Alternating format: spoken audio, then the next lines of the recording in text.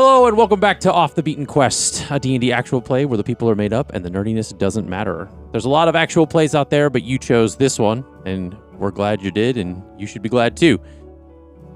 I'll turn it over to my wife, Allie, for some announcements. Hi, I'm his wife, Allie. See? Got it in there. In case you didn't know already, we are an affiliate here on Twitch, and if you would like to, you can use your Amazon Prime subscription to sub to our channel. That'd be cool. We do have a lot of new stuff. You've probably seen roll out new different ways to use your channel points and all that. Caroline's probably still rolling out new art because she has no self-control when it comes to drawing cute things. In addition to being able to sub to our Twitch channel, you can also support us via like over on YouTube. And also, this is smooth. This is absolutely how this is supposed to go. You can also support us by buying us a coffee on Ko-Fi. We are currently doing a fundraiser to get us new microphones, so we don't have this situation. So you can support us over there. As little as $1 would be a huge help. So thank you. And then if you want access to all of our other social medias and our character playlists that we all have a bunch of, these two are clearly bopping around dancing to at the moment. You can visit our link tree. So thank you. Goodbye. Also, if you want to redeem a certain amount of bits that we are going to have by this point in the future, because we're coming to you from the future, speaking to you in the past. The future. There is this lovely thing that you may see in or off screen, we don't know. It's a gumball machine, essentially, where it has a D20 in it. And if you redeem a certain amount of bits, you can have a additional D20 per session pulled out that they can use per one of their rolls. So yeah. What? I just looked over at Brendan and he was like, Jesus Christ. I almost coughed. Oh, okay. So I had to- See, we're definitely not scripted, so without further ado, enjoy tonight's episode of Off the Beaten Quest.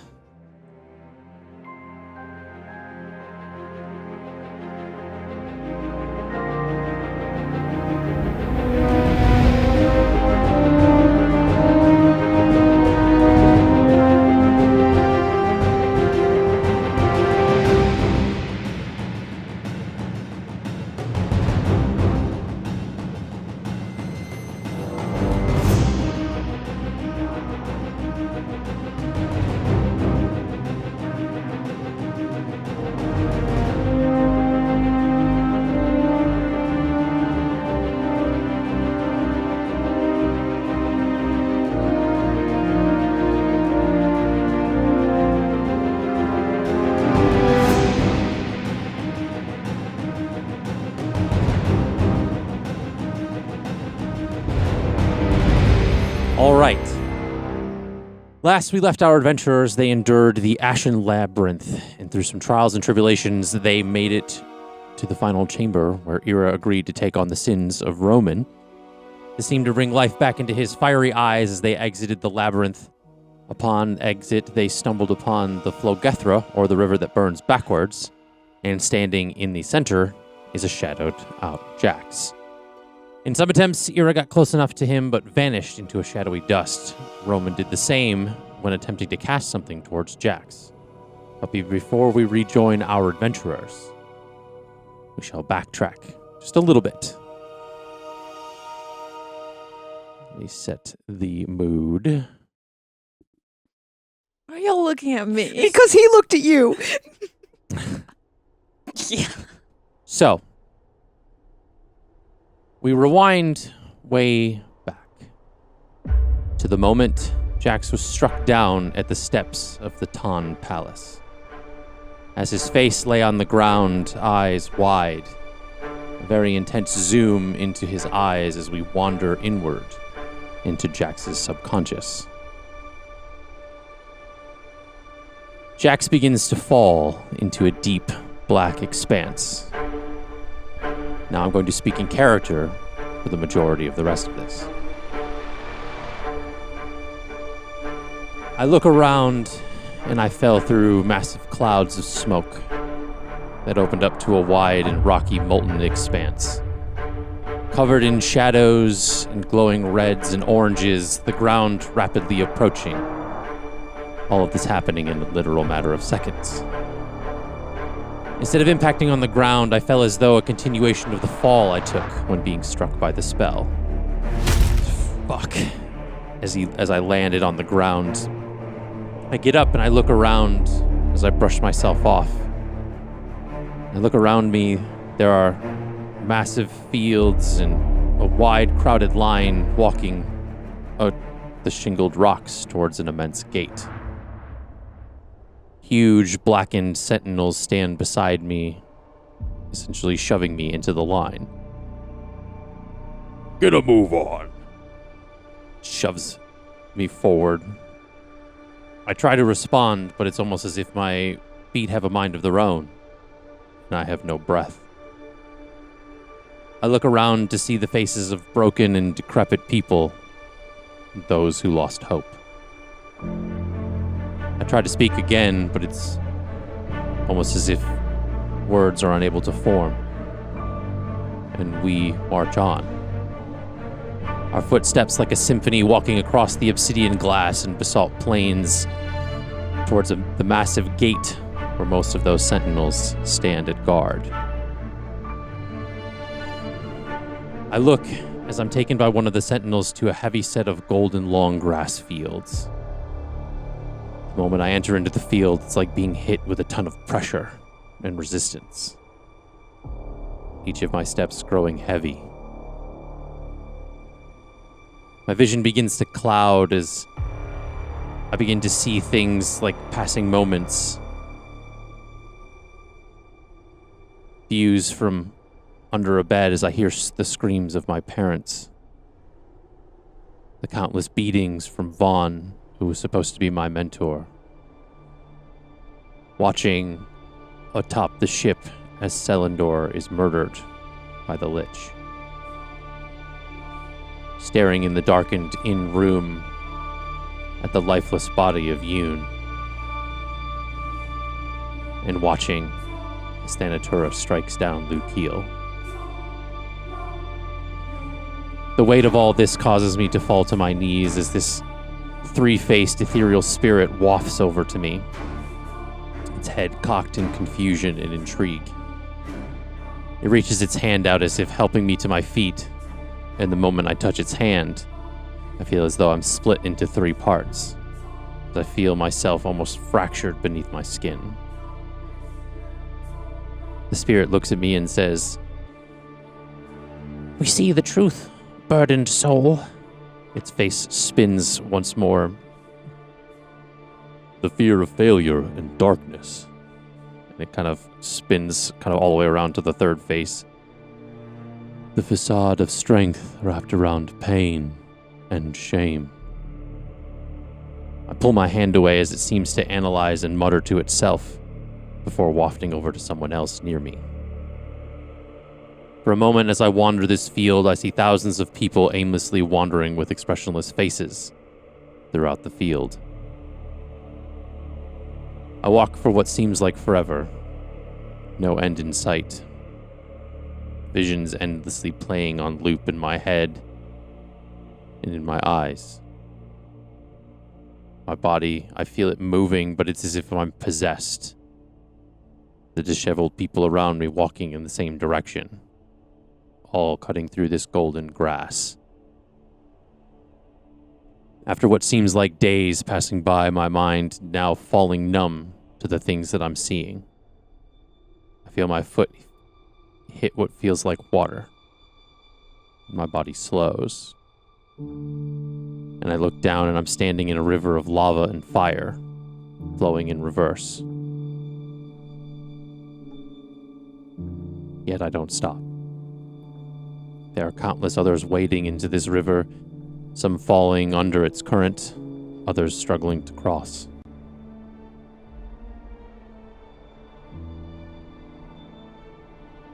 I move like I weigh 1,000 pounds. It's as if the world around me is nothing but a blur in my vision, and I attempt to look down at my hands, and all I see is a dark spot of endless black, starting at my finger and spreading up my arms and across my whole body. The world around me slants and skews like a horizon point perspective, drawing the light to a pinprick into the distance. And in a flash, my vision returns, and I see an entire room of shifting mirrors. The air is cold. I'm surrounded by hundreds of reflections, each a twisted, mocking version of myself, as I see myself as a child. I slowly shrink down to sit on the ground and clutch my knees to my chest, trying to bury my face to shield from the onlooking faces. Faces jeering at my fear, my doubt, my longing for a family that was never truly mine.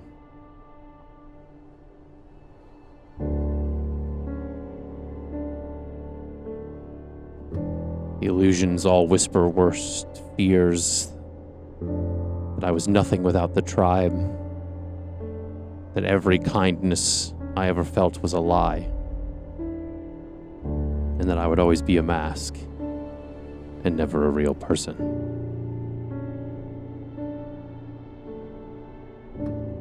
A snap of silence as I look up and see different versions of myself, different forms that I took to commit the various tasks the tribe sent me on. All sinister looking as their hands begin to break the mirror's surface and begin to reach out to me.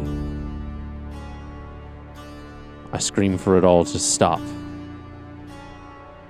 but it seems I'm trapped. And this is where we're going to rejoin our adventurers.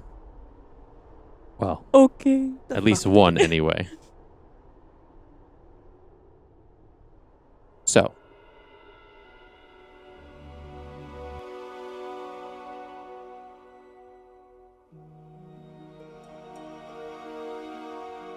Ira, you wake up in your family home as you come to. In the distance, you hear a set of daggers clanging in repetition.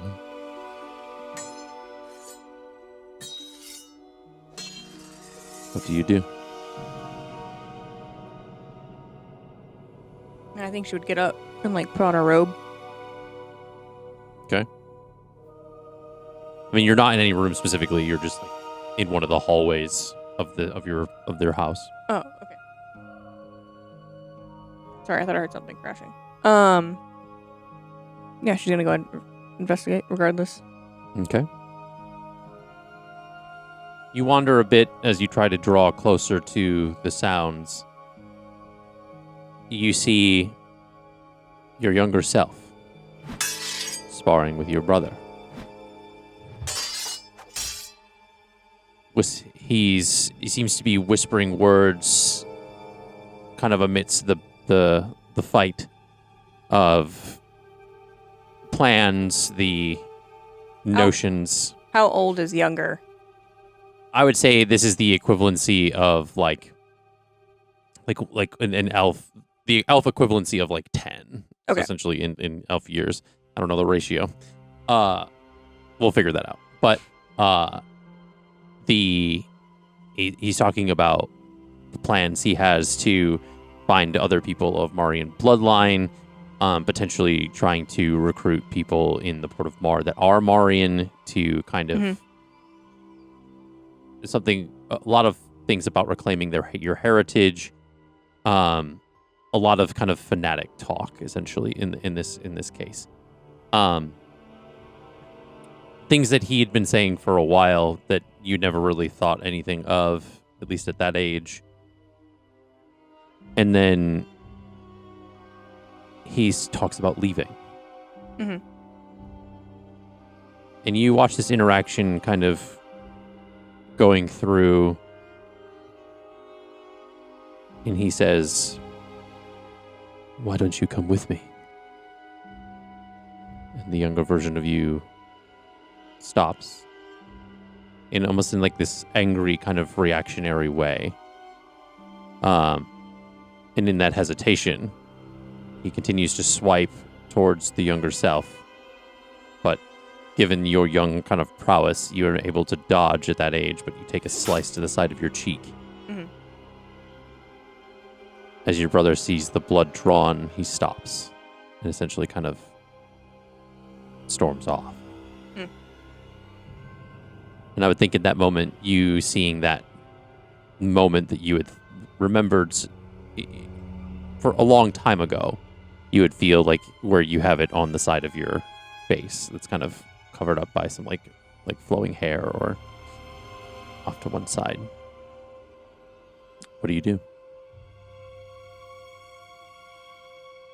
I think in her head, she's probably playing back through that and the conflict of what would be a 10-year-old Mm-hmm. of why would we go? Right? Like, all my friends are here. Like, my home is here. All my animals are, like, why would I want to, like, leave? Mm-hmm. And it's like, why all I would think all she would assume is that anything that's not here is not good. Because again, she's 10. She doesn't. Mm-hmm.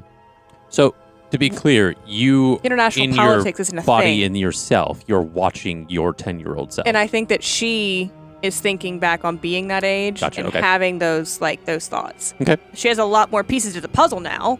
Yeah. But again, I don't think my interactions with 10-year-olds, they're smart. They don't have that kind of foresight. Yeah. So, Okay. Ira now does. Ira then did not.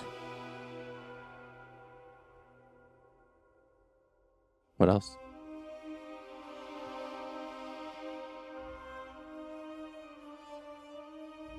I think I want to follow the brother if I can. Okay. See where he's going. What happened with the fallout of that. Okay. So you pass by your younger self, and essentially venture down the hallway.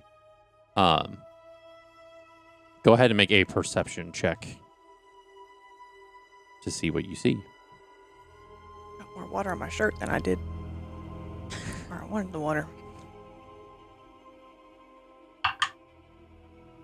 19. 19. Essentially where you guys were sparring is something, it's just like a... Is it the spot where Roman and Ira had sparred when they were in Portimar?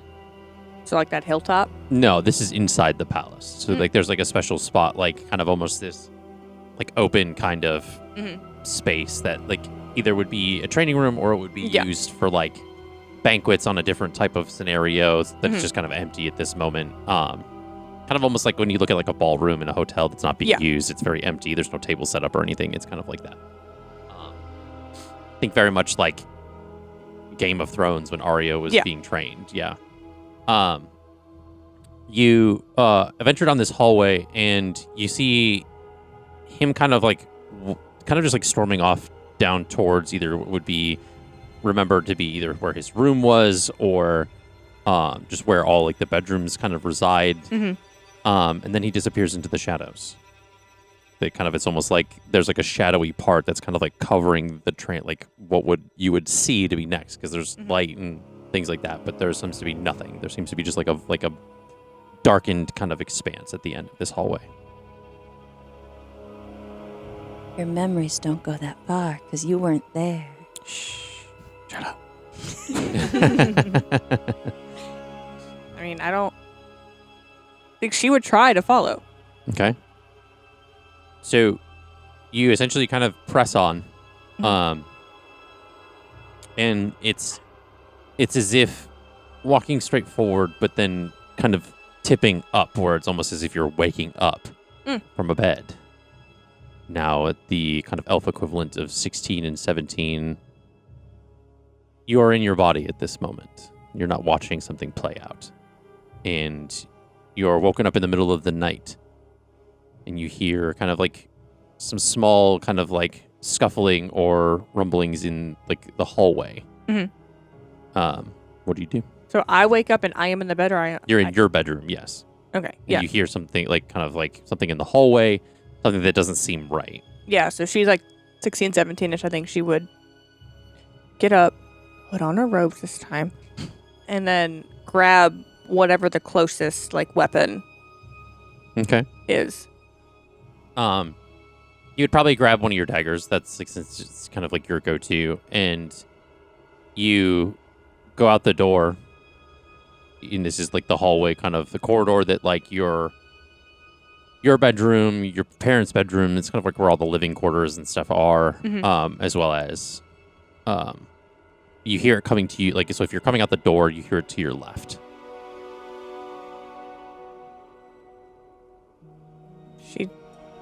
Okay. She's gonna go get a cup of tea. Yeah, she's gonna follow the noise. She's going left. You, guys. God bless. Yay. And you venture down the hallway a little bit, and you see a shadowed kind of figure, and it's kind of hunched over, kind of looking into or tinkering with a lock on a door. And you recognize this door to be the door to your father's study. One, who is it? Two, how old are they? You can't see at this moment. It's like kind of enclosed in shadows. You're kind of transitioning in front of a window that essentially the moonlight's coming through, but it's kind of making, because it's bright, it's causing the rest of your field of vision to be darkened, because it's kind of like it's not illuminating the other side.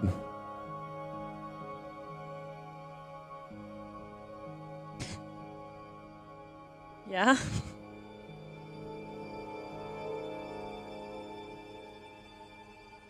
No, I'm not gonna be an ass. I could be an ass, but I'm not gonna be an ass. She's just gonna walk towards the person. Okay. I mean, she's armed, so. Yeah.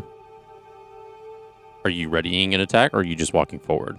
I mean, if she needs to take a swing, she'll be able to. Okay. But is she going to roll 2 hit? No. Okay.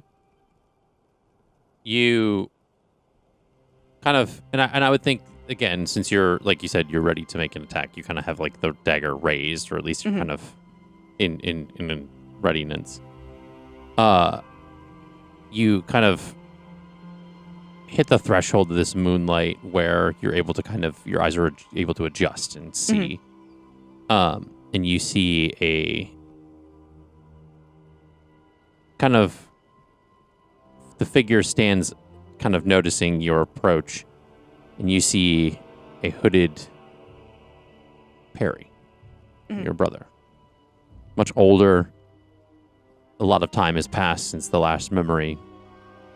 Had he been out, was the first one the last time she saw him? Similar, yeah. Yeah. I would think so. And this is, since the age that you are now, this is very much a long time has passed. He had already left. This has been a good chunk of years since he's been there. So I guess I wouldn't say, because if you were 10, then this is more so in your alpha equivalent of 1920. So because so this is just a few years ago for her then. I would think so, yeah. Yeah. Okay. Well, because you're what, 26? Ish. Yeah. So it's about, the equivalency of Elf 26. So that could be a lot longer than just 6 years. 126. Yeah, something like that. Just multiply it by 4 or some shit. Just multiply it by 100, so it's 260, so. Because technically, every year is 10 years for an elf? I don't know. For elves, apparently, once you reach 18, you're 100, so that's the ratio, I guess. Okay, so every 100 is 18. However that works. Okay. Cool. Yeah. I don't know what 100 divided by 18 is, but we'll go. We'll figure what that out is later. Somebody in the comments can do that math. But anyway. I have a math disability, guys. This is not a fun joke for me to be part of. So he says, "Hello, sister." Does he look guilty, like he's been caught, or caught off guard? That he almost looks glad to see you in a weird way. Blech. And given what you've assumed, the rumors that you've heard, I would think you would potentially try to attack. And then the moment you see his face, you hesitate. And because you don't know, this is an intruder right? Like Yeah. you don't know. So you were kind of so the moment you saw and got close enough, you were gonna like. I mean, would she though? Because I think she's been rather sheltered. So I think she like her initial guess would be like, oh, it's Well, someone from the staff. I would think the moment you saw somebody, because essentially when you came through that and you were able to adjust, you saw somebody picking the lock. Yeah, I just don't think at that time that she had her whole like the world is evil and I hate everyone mentality. No, but I would think if you were training with a dagger at 10 years old and it's now like essentially the elf equivalency of like 10 years later, you're like pretty prowess as far as like fighting. You can handle yourself. You can defend yourself. She's a like, prodigy, guys. Okay. But yeah. So given the fact that you're like, instead of, because I don't think Ira being the strong-willed person that she is, I don't think would be like, guards. You just So be like, no, what's I'm going to the- deal with this myself. What would the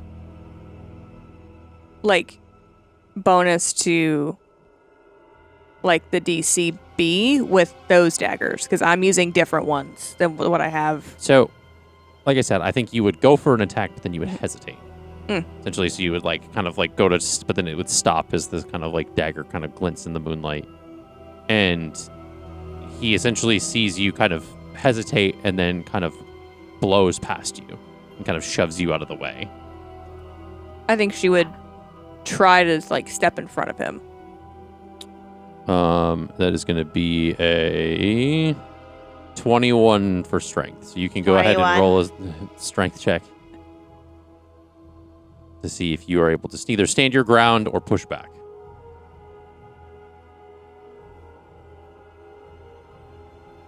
Got a +1, guys. 16. So she isn't unstable. But you definitely get pushed out of the way. Yeah. So he shoves back past you and essentially starts booking it down the hallway.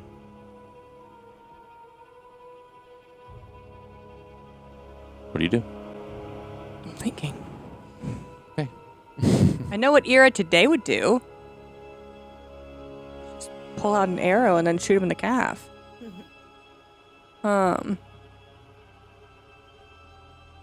Yeah, I think she probably like ran after him and probably attempted to release the dagger. Okay. Keeping in mind she does not have the blink back belt. So she throws it, she loses it. Yeah. So you chase after him.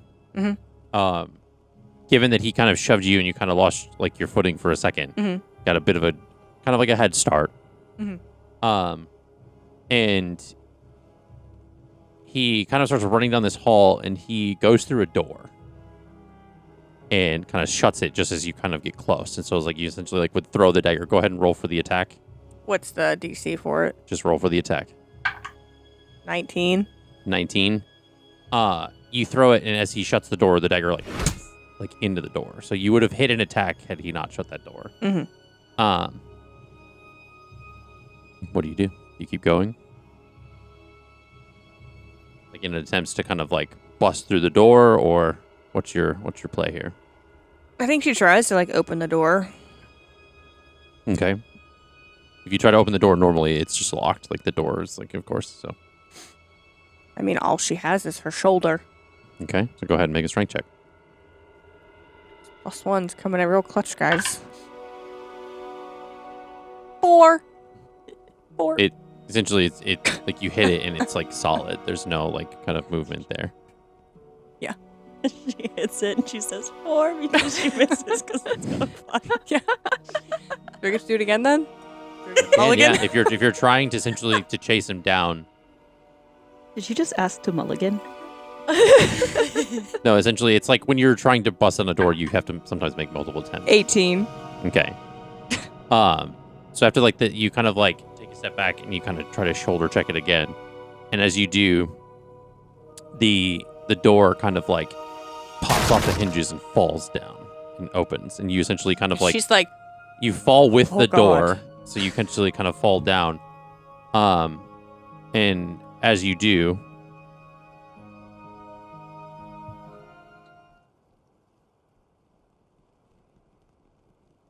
you look up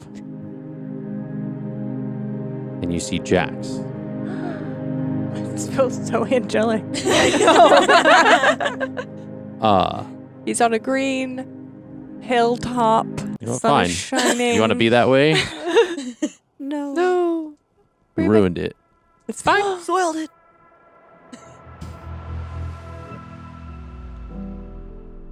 There we go. Sad boy. And you Sad boy break through summer. the door and you fall to the ground and you stand to see Jax in this kind of room full of mirrors. About 10 to 20 hands kind of outstretched from this mirror, all grabbing into him as he seems in an immense level of pain. As he's essentially kind of struggling to try to break free. Yeah, intense. Intense. Less delicate, so it's good. Yeah.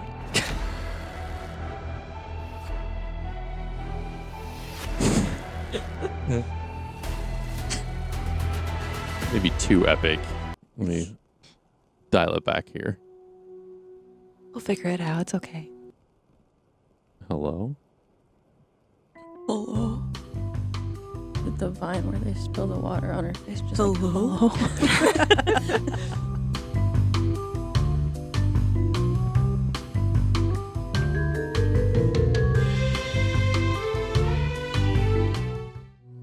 All right, we're back. It's all fixed. So yeah, the really, really dramatic moment just like got like fucking train off the tracks with that. That's great.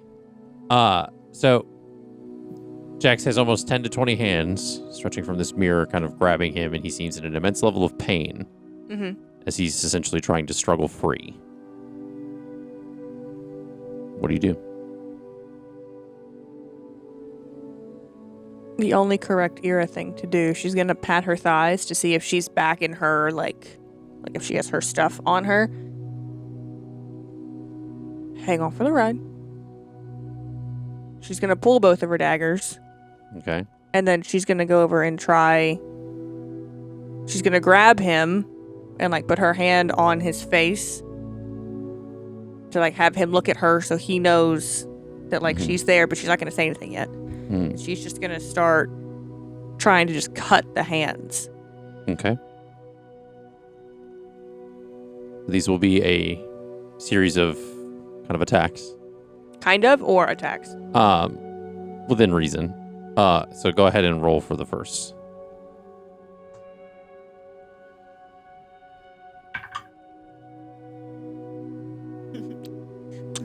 Nope. Is a Natural one. someone. I mean, with my plus 11, it's a 12. It's still a one though, mate. Still a 1. Still One is a though. 1. It's the only time I don't want to be number 1. Shut up. So It's just her face. you essentially aren't able to, like, it doesn't seem like you're able to cut through. She tries again. Let's try again. Okay. This will be the other dagger this time. 23, 23. if I'm allowed to add. What do you mean? My It's for your You dagger, should have yeah. been. Oh, You're okay. doing- Well, I mean, the you're first rolling one's a for natural 1, so it doesn't matter. But the second one's 23. Let's say you're rolling for attacks. You should be adding your modifiers. You If said not, within reason. that doesn't change you adding things like normal. This is the mechanics of the game. I don't know why you would change that. So 23 does. So you are able to cut through one of the hands, and as you do, essentially like these images on the mirrors shift, essentially kind of playing almost like what would look like a memory. Mm-hmm. And you see a version of Jax that is essentially impersonating a ghost of a dead lord. And it's pretending to haunt the widow with nightly visitations. He's whispering kind of half-truths and giving kind of what seems to be twisted dreams until she ends her own life. And he does this in a way to gain control of the widow's estate and steal their land and kind of fortune to take back to the tribe. Do I go again? Mm-hmm.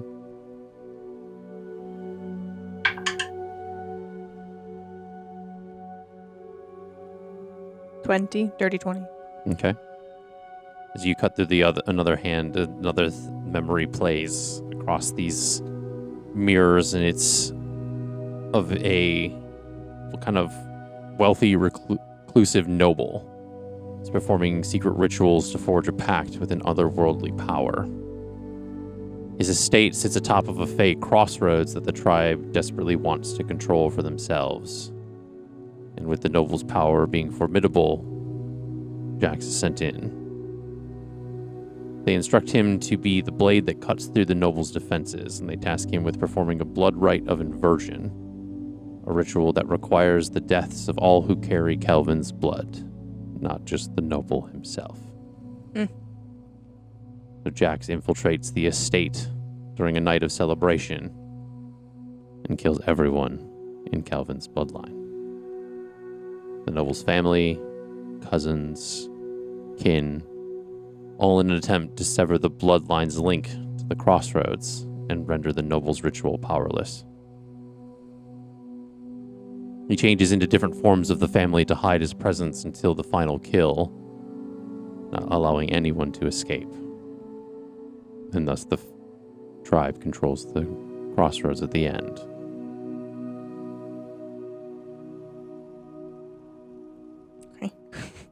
I'm not being given any cues, so I don't know.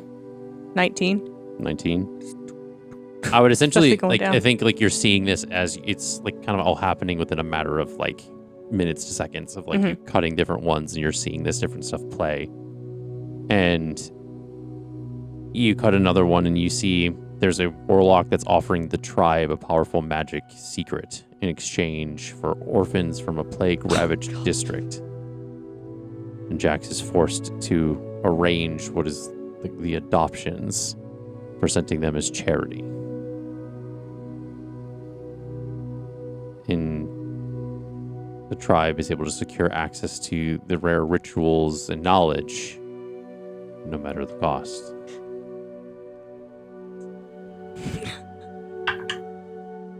Nope. What's so funny? It's just so fucked up. It's so fucked up. Sarah looks at me, she's like, stop. Because you're What was the next It roll? was a 1. It was a 1? Okay. I use comedy to hide. So it doesn't seem to do anything. 27. Okay. You cut through the next one and you see a pirate ship with the name the Sea Jackal on the side of the ship. There is a familiar somebody looks familiar from a bit ago. The Captain Mordecai that you saw in Scavengeport, The one that beat the shit out of Ira? potentially. And you see his first mate, Cassandra Aarencia. The Changeling tribe wants to control the crew's treasure and maps and different arcane cargo routes. He is essentially tasked to infiltrate the crew, posing as the quartermaster eager for plunder. He begins to feed false memories and stirs a mutiny within the ranks, turning pirate against pirate, leading to a massive fight, causing the pirates to murder one another. And only the captain remains. And in the chaos, he sets fire to the powder stores and watches the ship as it burns as he escapes with the charts and gold. And the boat sinks into the sea. Well, that's no good. Can't control everything if it's all underwater.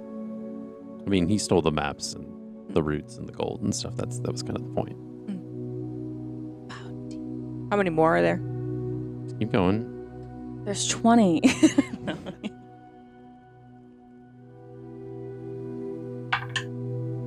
28. Okay. It's a plus 11, guys. And you see there's a merchant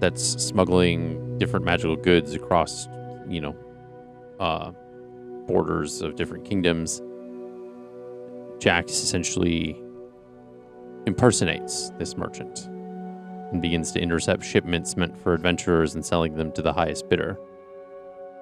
He cuts off the supply routes to rivals and even slipping cursed items into the flow of trade, in essentially a way to besmirch the merchant's name. And the tribe takes control of the smuggling networks, and it ruins the competitors. Go ahead and roll again. That one feels less bad. 17. Math's hard, guys. You see a baron that's captured a group of changeling children that he's experimenting on. Jax infiltrates the baron's court as a charming advisor, learns his secrets, and arranges for an accident during a hunting trip.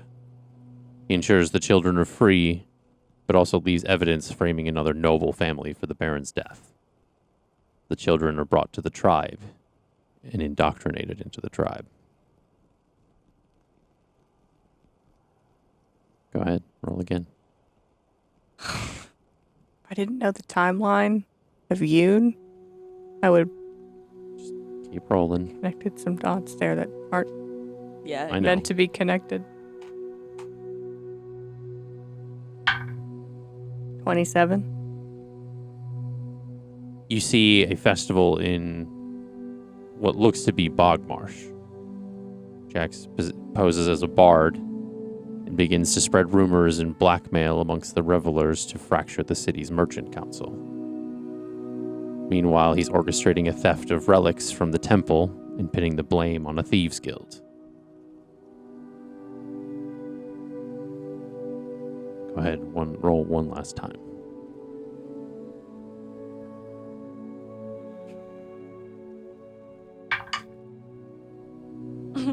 Yeah. 16. You cut through another one of the hands and you see the tribe making a deal with a hag. Provide them with a potent hex that can destroy the minds of their enemies. And the price is 10 lives delivered by Jax's own hand.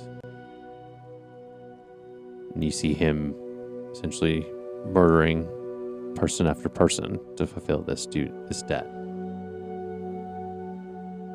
And as you kind of had cut through this hand and see this memory, the rest of the hands begin to kind of retract, kind of in kind of defense or in fear. And Jack's kind of breaking free from these. He looks up at you with kind of tears in his eyes and he says, Ira?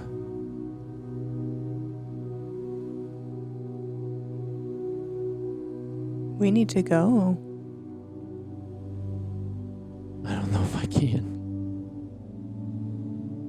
And he kind of latches onto you, essentially kind of wrapping his arms around you, you know. Mm-hmm.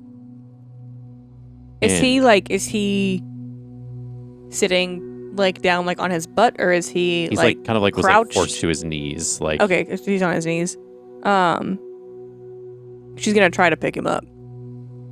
Not hoist him over her shoulder, Right. but try to get him on his own 2 feet. As you try to lift him, the mirrors begin to kind of crack, and more essentially hands shoot out and latch into Jax's back, almost essentially almost like what feels like it's piercing the back of his skin. It's almost kind of connecting in a way. And he screams out in pain, and in one of the mirrors you see the version of Jax kind of beginning to crawl out of the mirror itself. And as more of these versions begin to start kind of almost crawling out, you see off in the corner, one of the mirrors essentially shatters. And protruding through it is Roman.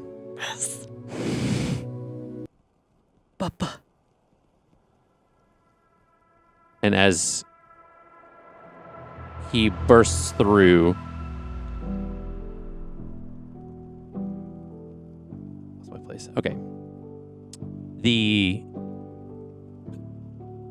Roman jumps through and he essentially cuts the hand, like trident facing forward, and kind of like almost like kind of jumping in a distance. Essentially, like swings it down and severs all of the hands that are in his back. And the rest of the mirrors essentially kind of like start to crack, and the blast kind of shoots straight forward as all of these versions of Jax begin to start crawling out of the mirror and start running at the 2/3 of you. I think Ira's gonna take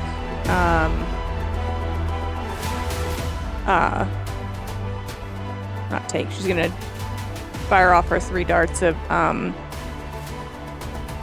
magic missile to kind of see one, to get them off, then also to kind of see like how much firepower is it gonna take to get them to go away.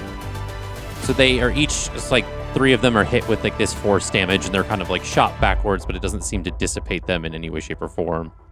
It just seems to kind of like toss them backwards in a way. I'm gonna try to slam the trident into the ground. Okay. See if that does anything. So you turn and you slam this trident into the ground, and it essentially kind of shoots out this like wave of like red lightning kind of in all different directions, and it essentially kind of begins to kind of debilitate a few of them, as some of them kind of like kind of dissipate into this like black kind of dust smoke. I wish to. I want to cast Shining Smite to do radiant damage. And then my daggers are still out, and I'm going to take some swings. Okay. Go ahead. So, I'm going to 2. And then that's a 2d6, which is only added to one of them. Mm-hmm. Natural 20 Nice. for one. Nice. And then, which brings it to a 31. Yeah. And then a 26 for the other. Okay. So those both hit. Mm-hmm. That's a D4s, right? Yeah. So the 27 is only going to do 8 points of damage. Okay. I'm going to put the Shining Smite on the nat 20. Right. Okay. So 7, 10, 13 total damage. And then are we doubling that? Yeah. So that's, what did I say? 20 total? What did I say? Doesn't make any sense. 7, 10, Mm-hmm. 10. Yeah, it is 20 damage. Yeah, it's 20 total on the one. Okay. And then you have Nick, right? Yeah. I wasn't going to do that, but I But you did 2 dagger attacks, right? Yeah. Yeah, just do Nick. You get it for free, so it's not even a bonus action. So 29. Okay. It definitely hits. Hope so. Actually, that one doesn't hit. That's an 11 11. points of damage. Okay. You essentially with each strike, it's kind of like as you're kind of like cutting down these things, and they seem to just keep coming out of this, out of these mirrors. She's going to yell to Roman, "The fuck are we supposed to do?" How's Jax looking? He's essentially just like he's essentially like kind of like stuck in the same kind of spot, like on his knees on the floor, kind of. He's almost like trying to like hide his face to kind of shield from these different like kind of things just kind of storming in. Meanwhile, back on the shore, what are you 3 doing? Panicking. I feel like one of us was in the lava, like approaching. You were all on the shore because Verity had pulled everybody back, and then Yeah. Roman cast the Okay. spell and was sucked in. Gotcha. I guess we gotta go. Whatever's waiting on the other side of that. Hold on. Verity's like, fuck that. Okay, before anyone tries anything, let me. And she's Okay. she's gonna attempt to, because she couldn't get through the barrier last time when she was holding the trident. So No, she's you gonna. did. Huh? You did. I thought there was like she couldn't You get had through. the tiara. You had the tiara on, so you were able to like, Roman that couldn't get through. yeah. You're a princess. Yeah. So can I still get through? You can try. I attempt to try to. Okay. As you move your hand kind of into like across like where the shoreline is, nothing seems to happen. Okay, so for whatever reason, it doesn't slow me down. Are you guys still? Should I Well- just like start with a running start and maybe I'll like progressively slow down, but if I start running really fast, I'll get there in time before I completely stop. Or maybe we can all hold hands or something. I could potentially try to throw you if that helps. Sure. Fun. Wait, What? Crane, are Wait. you? Wait, what's gonna happen to Crane 6? Can you get through? Yeah, you're. Oh, I don't think my metal would last in the lava. But you're gonna get But it's not stuck hot. here. I mean, how do you know that? I don't know. I feel pretty stuck right now. Right, so what? How can it get any worse? Eliana's like, what the fuck is this? She doesn't say that out loud. She's I'll like, stay here with Craig. You guys try to No. hold hands Oh, and make it across. hey, throw me, Crane, please. Okay. What, Eliana? Why? I'm going in. You wild shape into a football or something. That is a 28 for strength. Yeah. So essentially, he like picks up this like 5 foot tall person, and he kind of like does like one of those like 110 shot put, but he, like, pounds. spins around and then like shoots in. So shoots her in the air, and she essentially like hits the barrier above the shoreline and is stuck in the middle of the air.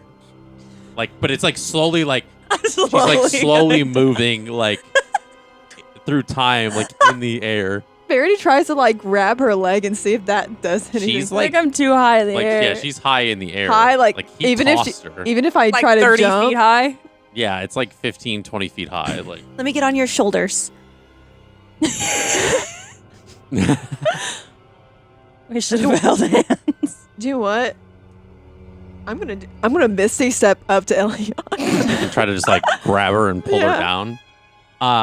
or So- just see if the amount of strength just takes Verity with.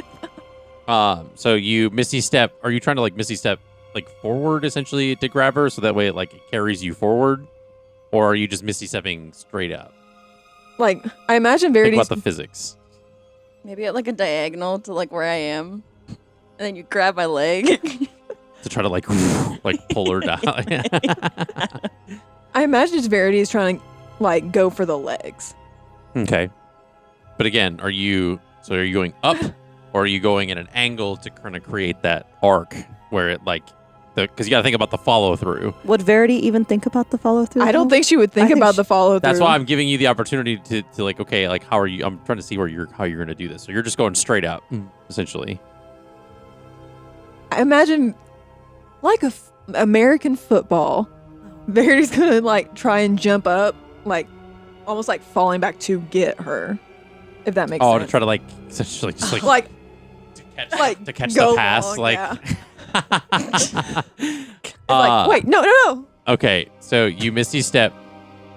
Give me an acrobatics check. Okay. Rip whatever that was. Hand. What? 10. Oh, 10. I thought you said hand. I was like, what? I was like, that's not a number. I mean, there's 5 fingers on hand.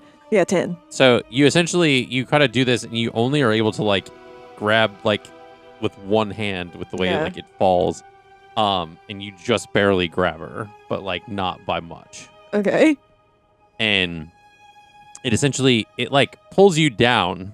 She's enough to like where you're grabbing her and it essentially kind of like speeds up and all of a sudden like Eliana, like the time around you just like jumps like forward.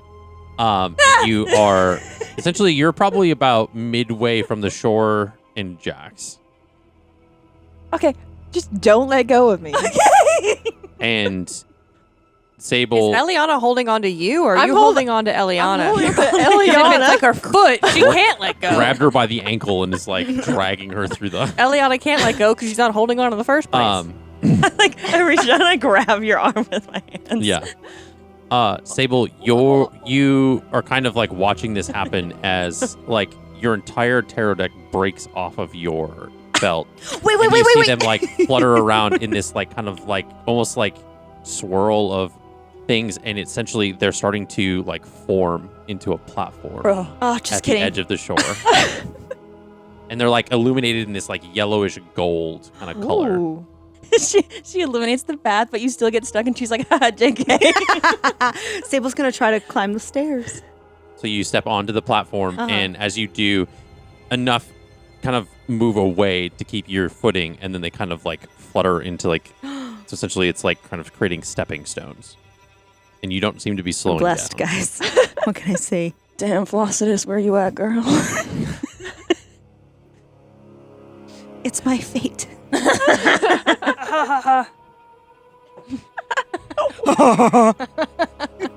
Damn. The mysterious six voice. So go ahead, and I'm gonna have you make acrobatics checks. Oh, so when I have exhaustion, what? How much do I Uh, subtract? I will allow that to not apply with this. No. With the fact of the tarot deck kind of influencing it. You said acrobatics. Yes. 7. Oh yeah. I cleared my dice tray for Caroline, and she decided not to use it. Because so then it I was put 'em all full. I back. didn't want to bother you. Put them all back. It's fine. It's okay. 7. Oh, 7. I didn't know what you rolled. Okay, so you kind of like step to the next one. You kind of almost like lose your, because they're almost like divided now between two. So you kind of like it's a weary step. But the rest of them kind of like leave the back of your foot and kind of like come through for enough for you to kind of like move forward, and you're able to kind of catch your footing again. Go ahead and roll for acrobatics. 12. 12. Better. It's better. It's a little bit less clunky as you're able to kind of, you're getting your footing as far as like kind of how to use this, like, and go ahead and roll for another one. She's not acrobatic.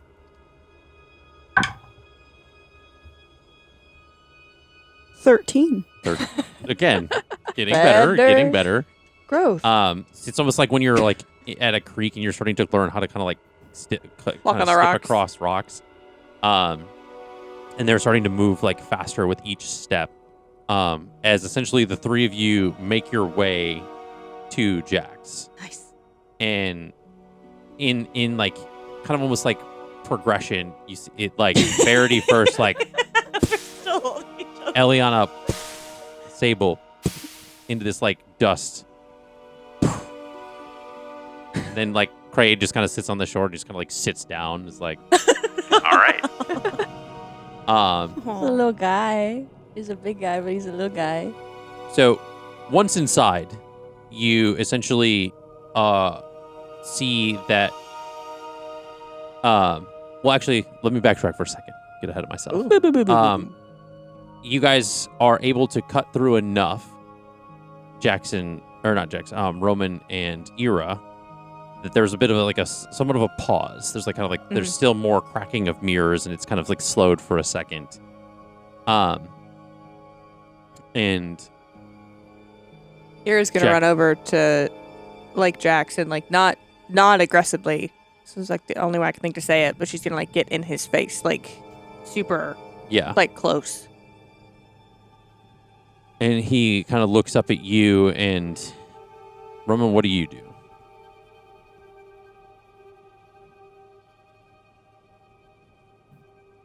I hold on, sorry. Is his face like still buried or No, did he's he- looking up at Ira. Oh, okay. So Roman will lay his hand on Jack's shoulder and look him in the eyes and say, I think you're the only one that can do this, buddy. And he looks up at you, kind of seeing you for the first time in a long time. Mm-hmm. And he essentially kind of struggles to get to his feet. And he essentially starts to stand up. And he essentially just turns and like hugs Roman, like with like a heavy like embrace. And essentially he's like, that's when he kind of just like loses it. He's like essentially kind of like crying into your shoulder. Yeah, so Roman hugs him back and kind of looks up and over at Ira to join. And Ira and He's looking pissed. and I told you guys last time, she's never enough. It's never good enough. It's your boyfriend's boyfriend. so you had helped. So let Pride me like you had helped him up like from the ground as he was looking like essentially trying to struggle to get to his feet. Which makes it worse. Nothing I do is good enough, apparently. The way I structure this. Damned if you do, damned if you don't. It's the bromance. And Ira, when you turn to see Roman, his hair is no longer fire. His hair is back to the normal long red hair. And you essentially like Jax kind of like turns away from like kind of like turn like you know like when you're like in a hug and you kind of like turn amidst the hug, he kind of turns and he like pulls you in close as and essentially like kind of almost like kind of grabs the side of your face and kind of like puts his forehead to yours.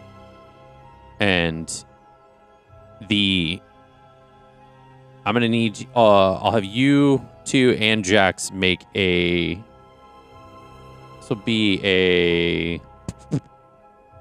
make it a Constitution saving throw. Everything. Oh, I have heroic inspiration. Okay, This goes badly. 23. Heroic inspiration is a reroll, right? Yeah. 19. 19. First one was a 12. Much better. 22. 22. So 22, 23, and 19.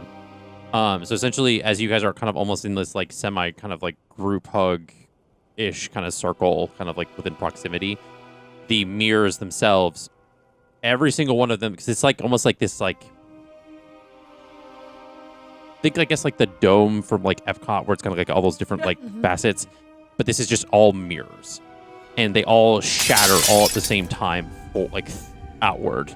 And so essentially you kind of like huddle essentially as you're trying to like brace, like not to get like shards of glass essentially like flying kind of at you.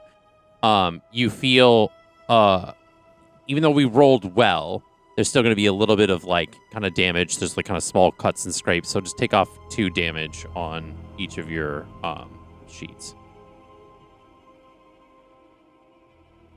And then, as this happens, now kind of almost like you almost see kind of like the outlines of where these like mirrors were, and now all these different like forms, like these are different forms that Jax can take. So different like you're thinking like Tabaxi, like the Dragonborn, all these different like ones that he's shapeshifted into before start kind of jumping out of these holes in these mirrors, or where these mirrors were. And essentially are starting to kind of like surround the 3 of you. The other 3. Hey. Hi. What is it that you would like to do upon your entrance? Do I see all this? So essentially as you're kind of, it's almost like you're kind of breaking through this like black fog. And as you do, as it kind of starts to kind of pass, to kind of break into your vision, you're starting to see like Ira, Roman, and Jax kind of surrounded by all these different forms. And I would think from your perspective, you wouldn't know. Maybe I guess if you want to, you can roll history to see if you recognize any of the forms. But you just see these different, like just them being surrounded by different like species and different people. And I'm assuming there would be a good hunk of them that like Ira would have never seen before either. Yeah. Yeah. As soon as I see this, I would like to. First of all, I breathe a sigh of relief that Jax is here. Like, okay, we didn't just step into a void. And then I am going to swirl my hands, and around me, I'm going to summon waves of water and cast Freedom of Waves in a 15-foot radius, 10-foot tall cylinder centered on a point within range. I'm assuming this room isn't super big? No, it's not that large. Okay, so I'm going to center it on, like, all the guys which are coming after. So, like, in the middle, I guess. Okay. Give me an... I'm going to allow this to happen, but I'm doing something else. Okay. Give me an Arcana check. Okay. 17. Okay. 17. Okay. I rolled an 8, so I was like, oh. In this moment, you are able to fixate the spell to essentially kind of create this reverse cylinder. So the cylinder is surrounding the three of them, but shooting outward. Whoa. Oh. What are the other two of you? I guess at the same time, because what I wanted to do, I want to cast anti-life shell, so it creates a shell around all of them, and it protects them from anything other than constructs or undead from passing through it. Okay.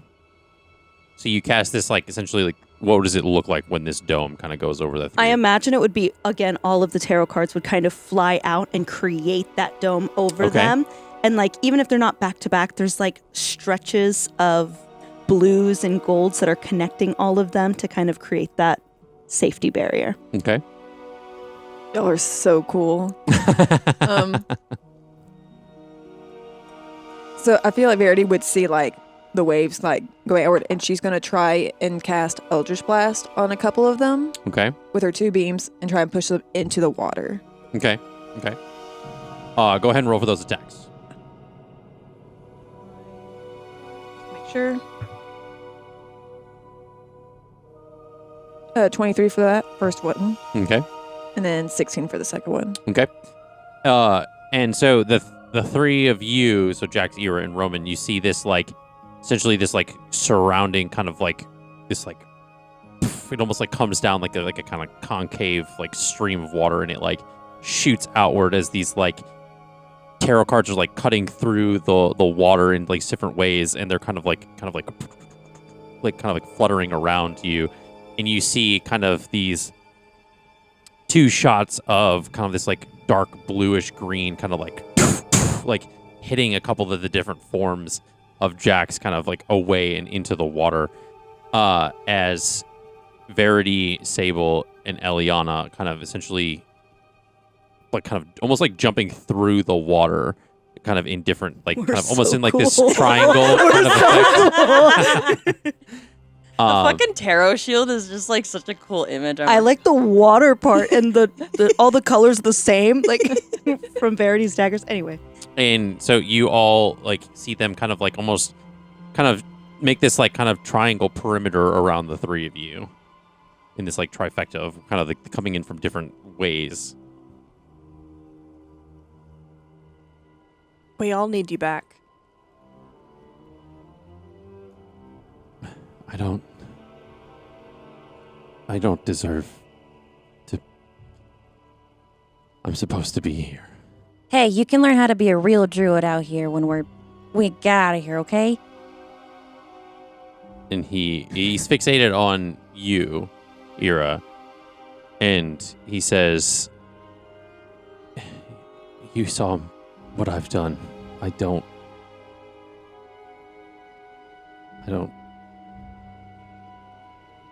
belong with you guys. It's best if I'm here." Hey. Sorry. You go. Talking to me. Sorry.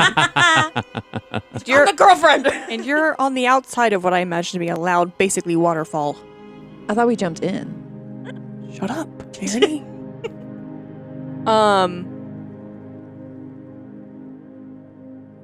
Are you that person? Because I haven't met him. I don't know who that is. It's the parts of me that I've carried for this whole time. things that I regret, I'm ashamed of, was forced to do. Didn't have people like you that put me on the right path. Well, I didn't come down here to save that version. I came to save the version that you've become, so we need to go. How do we get out of here? I don't know. This is the Chamber of Shattered Reflections. This is something that I was forced to do as a kid. It was supposed to be a test to prove that I was strong enough to serve the tribe without question.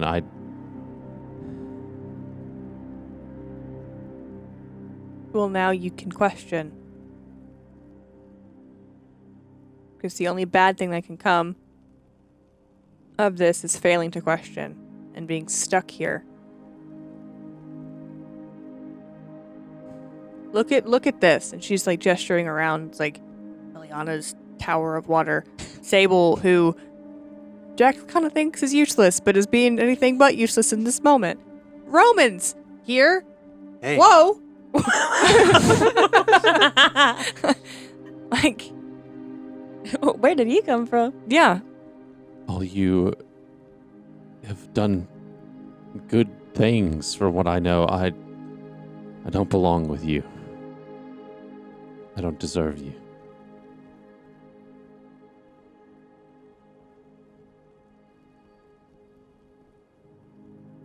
I don't know.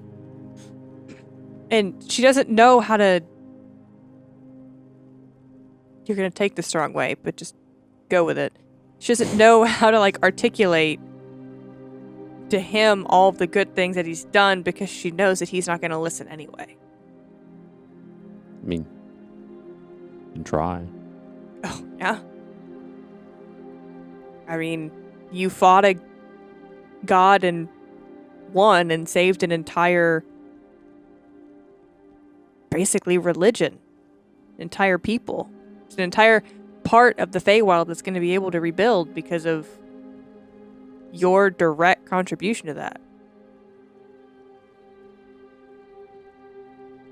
Verity is, Jesus Christ, that child. But look at her. The confidence that you alone have given her. You didn't see Roman when he first came to us. Trust me. That was rough. Just by you existing, I think he's one step closer to being back to normal.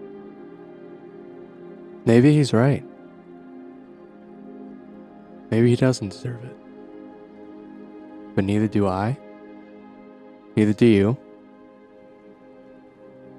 But he earned it. Just like me and just like you.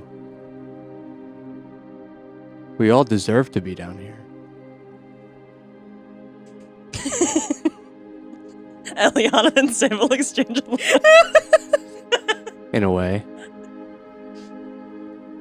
But the fact that we earned it shows that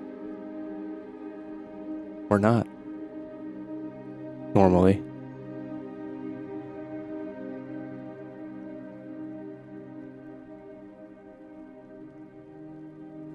You also have the world's cutest squat on a pillow next to your body waiting for you.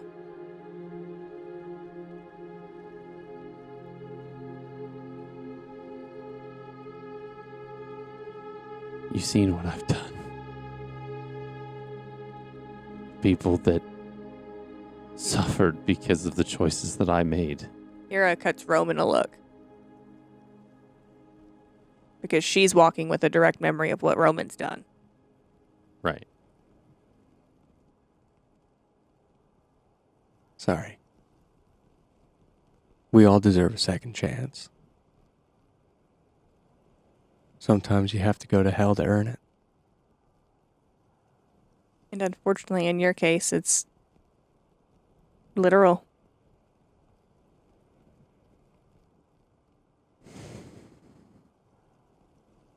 Do you want to come back? I need you. I don't need anybody. I need you.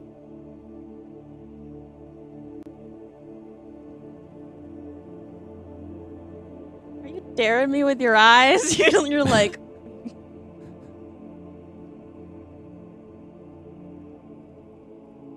I'm gonna approach him.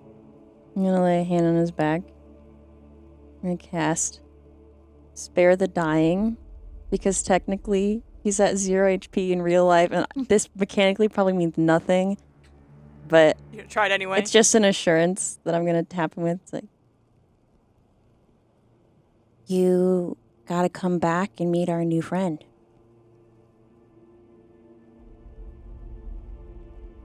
You saved him too.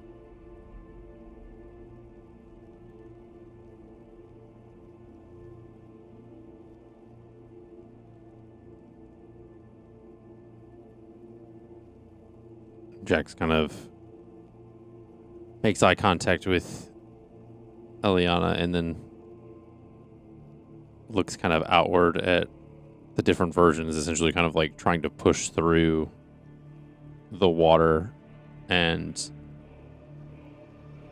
he kind of pushes past the rest of you, and he steps towards like the wall of water and kind of puts his hand like through the water, and you see the shards of the mirrors that are like all on the ground and around kind of start to lift, and they kind of like kind of start to reform and form the different faces of the mirror. As his hand's still kind of outward, he kind of like makes a fist and then kind of looks up, and you see the different versions just kind of like this huge wave of like blue energy kind of just like flows out, and as each of the versions that are surrounding this like this cylinder of water kind of just like throw backwards into all of the mirrors, and essentially kind of like one after the other are kind of like trapped in this like thing surrounding all of you. And he looks back at the rest of you, and you see this like almost like for a moment, like starting kind of from this part of his face kind of going up, his face kind of like shifting into the different forms of all of the different things, and it kind of like then it kind of reforms into his face, almost like his skin kind of like settles back, and he walks back over to Ira, kind of this like kind of like almost like blue energy is kind of like coursing over his like the kind of visage and body, and his skin begins to go translucent, Hate that. and you see kind of amidst this like almost what looks like ethereal version of himself are stars, and he looks at you and says, "Fine. I'll prove to you all that I'm meant to be here. With you, not in this place." And he looks and he kind of at Ira, he says, "I'll be waiting for you on the outside, my love." And then he bamps out. And he says, "Thank you. Thank you all." And you see as this kind of like he fades into this like kind of stardust, and the void, like the mirror room you're in, just kind of like and you are all kind of like, you look around and you're standing on the shore outside the Flogethra. Well, Ira wants to go home. Verity's holding Eliana's like arm. Like, oh, okay, we're still stuck here. But we got him out. We did what we came here to do, I guess. sorry, I didn't know if Is that what we came here to do? She looks at Roman. And Roman now, his eyes are back to what you knew. His hair is back to what you knew. He still has like the kind of red cracks kind of across his skin and things. But some of what Roman is known to be has essentially kind of slowly returned. Ira is going to pull out a blueberry muffin because she promised it to Roman. She's going to give it to him. Sable's pissed. What is this? You know, it's a blueberry muffin. I give them to people when they're like super stressed. I would have given one to Jax, but he'll just have a lifetime supply where he is right now. Thanks. You're welcome. What are we to do with Verity? Or can we go now? Can we go? I think it's good that we go now. Okay, let's go. Where do we go? Yeah, let's go. Can we go? And Crane kind of like. Are you stand- okay, Roman? So this is Roman. This is actually Roman. Yeah, I've met him before. Mm, I mean, I didn't create this place. Do you know? You're like the what? I have a don't question. Okay. Do you think you're a god?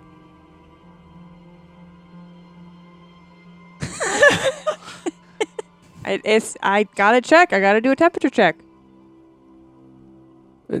No. Okay, he's back. Do you remember anything from being down here? A little. Okay. Does he remember, like our like what I'm carrying, too, or is that gone? Yes. I'm not Which- going to make him roll for it. Which one?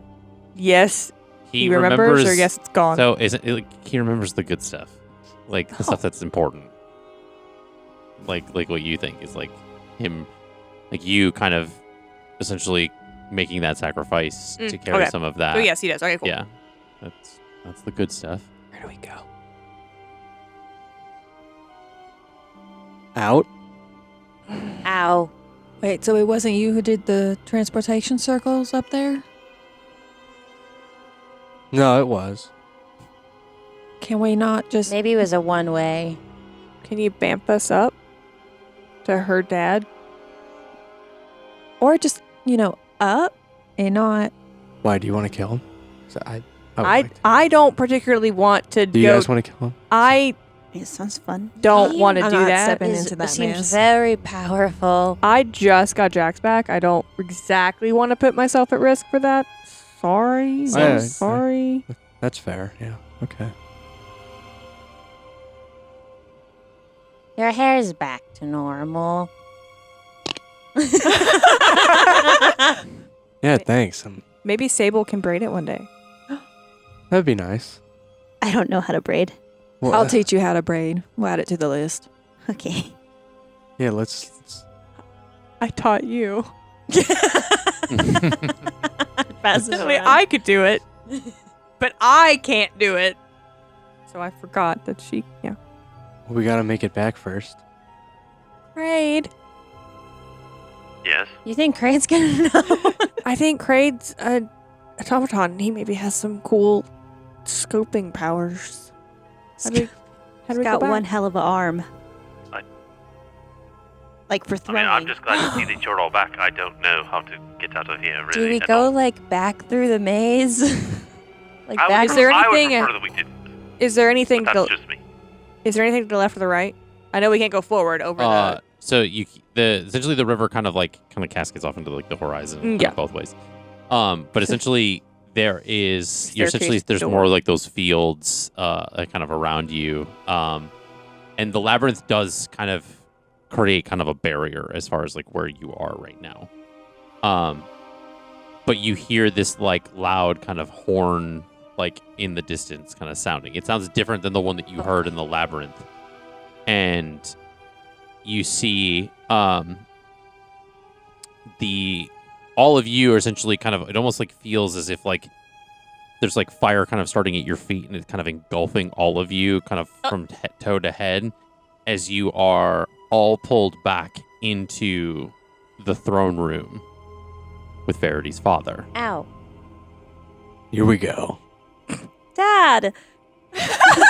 And we'll see what happens after our break. We will see you in a few minutes.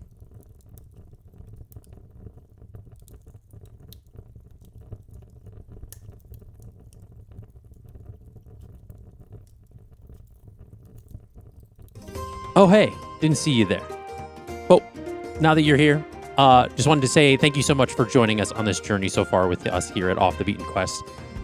You're going to start noticing a lot of new things on our Twitch channel now that we are affiliate. You will see a lot of cool emotes designed by our very own Caroline, as well as a lot of other things that we do have in the works. Definitely hit that follow button, or maybe even subscribe so we can bring you a lot more.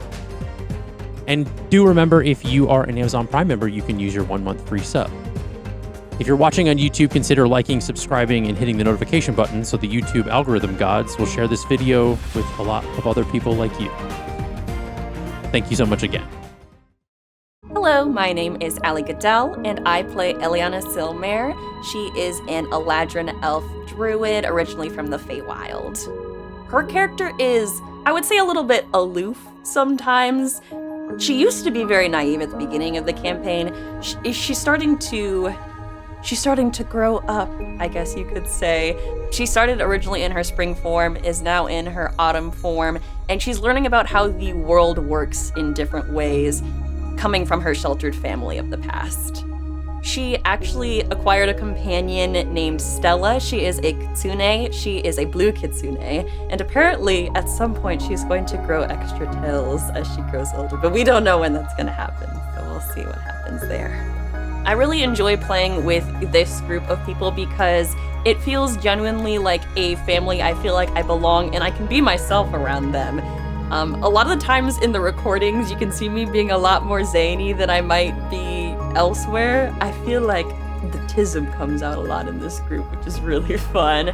I think my favorite part about sharing this campaign with the internet so far is whenever we get clips of our episodes, it brings me back to that moment, and we're really funny. I'm gonna say it right now, we're really funny. And so like being able to see those moments played back, because sometimes my memory's really bad. So I forget a lot of things, but when they're posted on the internet as like the little clips we've been posting everywhere, it's really fun to re-see those moments come up again and again. I think for the final arc of the campaign, the thing I'm looking forward to is kind of, with Eliana at least, forming the Circle of Stars, adding little bits onto that.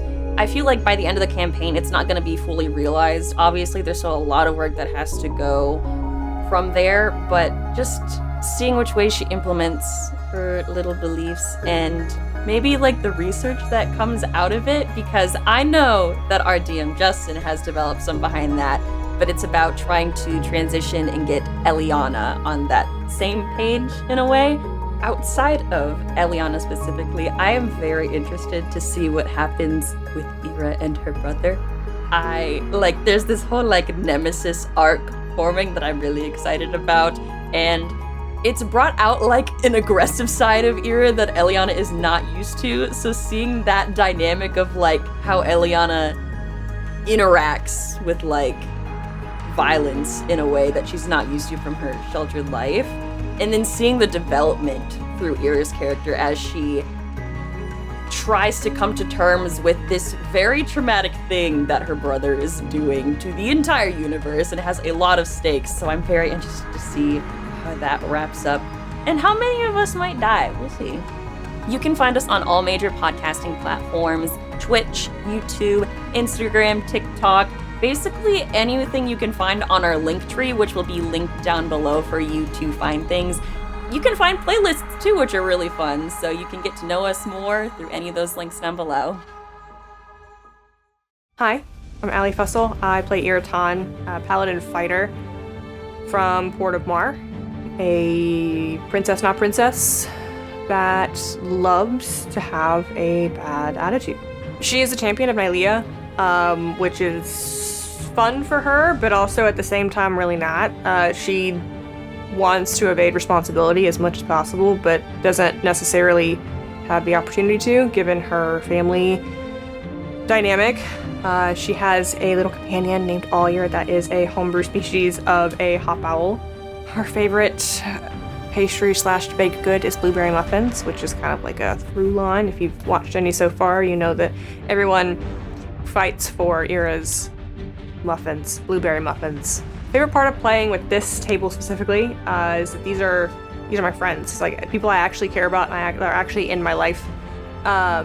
So it's not just some fun little side project, little just game that we're playing. It's actually something that on Sundays I look forward to every week. It's worth the Monday morning exhaustion that we all feel after a good long session. The best part so far about like actually getting the episodes out has been the really random things that have just been happening across social media, whether it's most of it is on TikTok, some of it's also on YouTube in the comment section. Just the people just finding our content, getting interacting with it. The live streams I think are probably the most fun because we're starting to get people that are coming back week over week.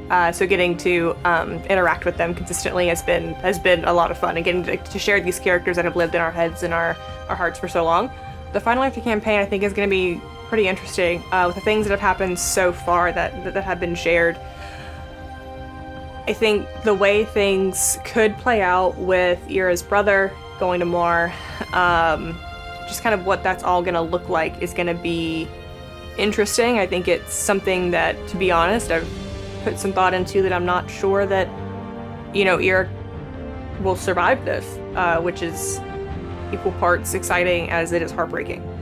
But yeah, I mean, if the world ends, the world ends, YOLO, right? For things just like in general, for like, as opposed to like just like my own character, I'm excited to see how Eliana decides to grow the Circle of the Stars with Flossidus, with her sort of being like the head of that circle now. I think seeing the character of Sable continue to grow and evolve would be nice, but I also kind of have this like underlying kind of selfish thing where I hope that like some of our favorite like NPCs and PCs maybe circle back through. I don't know, maybe GM, please. That would be fun. I don't know. We'll see though. You can find us all across social media, TikTok, Instagram, Tumblr, because that's still a thing that people use. Podcast everywhere, Spotify, Apple, Amazon, YouTube podcasts if you're like a YouTube loyalist, which I've learned is a thing. And we stream every Wednesday for the most part. If it changes, we'll tell you on our Instagram and TikTok stories. Wednesdays at 7 p.m. Central on Twitch, YouTube, and TikTok. So we're kind of everywhere. So links to everything are down below. Hi, my name is Caroline Dager, and I play Sable Vale. She is a grave cleric. Sable used to run a flower shop until one day she heard like a mysterious humming from her attic, and she went upstairs and she found an old tarot deck. And when she touched it, she saw this whole premonition of how she was to die. And ever since then, she's kind of become best friends with the deity that ran the deck, and that's how she communicates to her deity and everything. The thing I love the most about playing at this table is the trust. I feel like it's really a space where we can all come together and talk to each other no matter what. We're just all best friends, so we can really trust each other. Everyone brings so much heart to the table, and we can really rely on each other to tell meaningful stories together. The most fun part about Campaign 1 is hearing the people connect to our characters online. I think that is so exciting because we put so much thought and heart into them, and it's nice when we get to share that with other people and seeing them like laugh and smile and or cry based on what we do. With Sable's part of the final campaign, I'm really excited to see what she actually does with her fate, if it's actually going to happen exactly how she heard it was going to happen, or how she's just going to handle what happens next, because she's grown so much and she's changed so much already just knowing the party for such a short time. So So I think it would be interesting to now be on the spot and really figure out, okay, this is who I am, this is what I'm doing. I'm excited for the emotional payoff that will happen at the end of the campaign, because we've built so much and we've put all this in together and everything is coming together. So it's really exciting to see how that will end up, messy or beautiful, however it is. You can find us on all major podcasting platforms, including Twitch, TikTok, and YouTube. And you can follow all of our socials down below. Hello, my name is Sarah Matlack, and I play Verity Belladonna in the campaign. Verity is a rogue ill-rigger multi-class.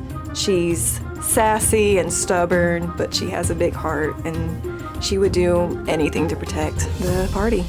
Some interesting things about Verity is she is part tiefling, part human, which is why she doesn't have the typical black around the eyes. She has her mom's human eyes, as well as she is engaged to a vampire from her hometown in Bevel. What I enjoy most about playing with this group is seeing our bond grow as friends and players through our characters, and no matter what happens, we overcome it together. My favorite part about sharing the campaign with everyone has been to see everyone's reactions and getting to relive it with you guys. What I'm looking forward to exploring more with Verity in the final arc of the campaign is discovering more of her inner courage and standing up for herself, which is going to be very exciting to see more of. What I'm looking forward to as we enter into the final arc of the campaign is seeing everyone's growth come together, as well as getting to help Ira kill her brother. You can find us on all major podcasting platforms, as well as Twitch and YouTube, as well as all of our other social medias right down below. Hi, my name is Justin Fussell. I am the Game Master here for Off the Beaten Quest. I decided to do a homebrew setting versus just like a classic module, just because I wanted to create my own world. Utilize a lot of my directorial experience and being able to just kind of set scenes for my players, seeing what they come up with as far as improvisation and improving with them, and just being able to kind of throw some really cool, fun twists and kind of build a little fun narrative story. I enjoy playing D&D with this group just because they are my found family. They are the folks that I look forward to seeing every week. They're the folks that I go to if I have any, need a shoulder to cry on, ear to listen, and then being able to build this world with them has been such a beautiful experience. And I can't wait to keep doing that with more and more stories and more one-shots, campaigns, all that kind of stuff. I play Jax in the campaign. It's a DM NPC, but I do play a lot of the other NPCs in the game. He is a monk fighter druid. He took a small level of druid just kind of from the clan that he came from. He has a companion. His name is Cole.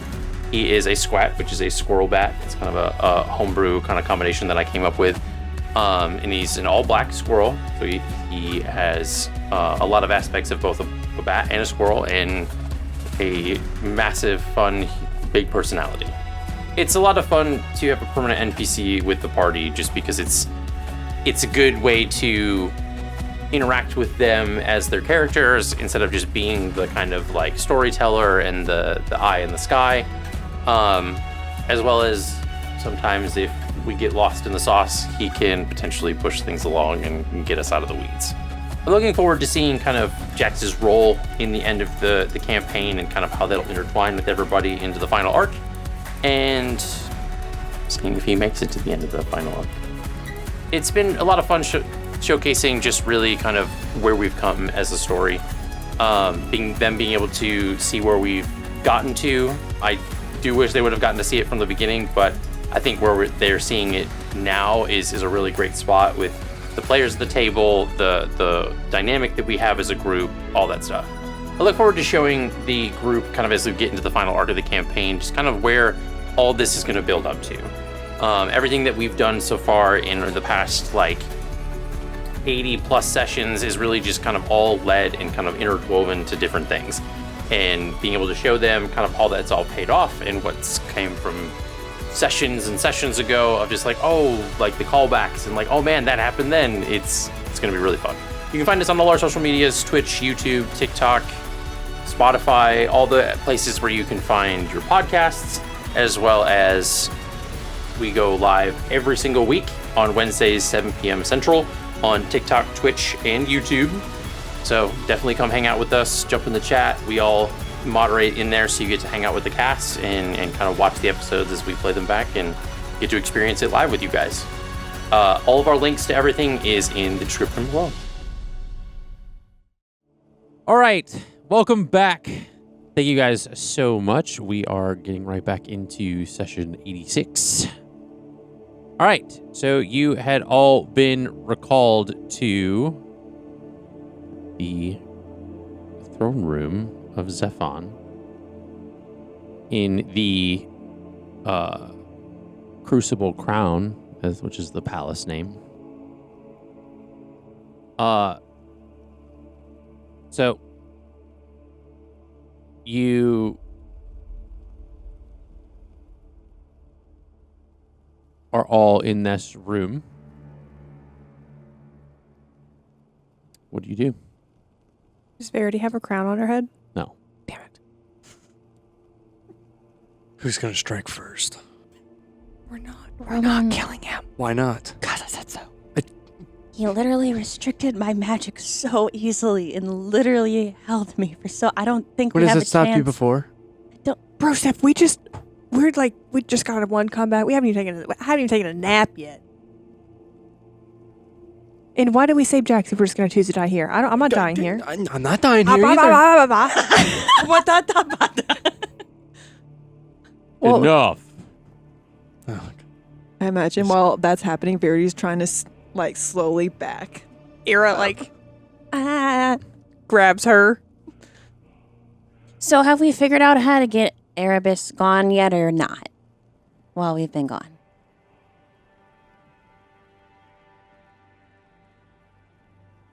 She asked you a question. Roman. You look a little bit more full of vitality than before.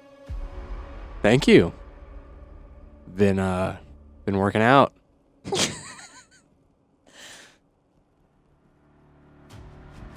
Got him.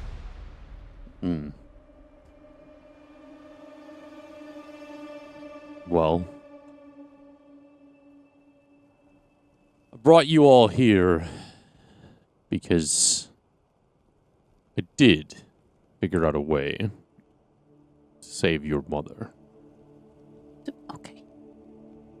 I thought you said you couldn't. Let him talk, Verity. I had a notion of an idea, and I tested it.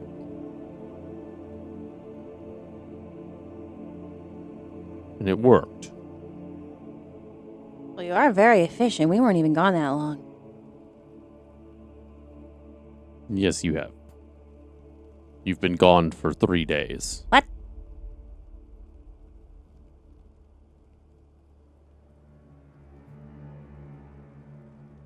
See, I haven't had a nap. It's like, does that mean?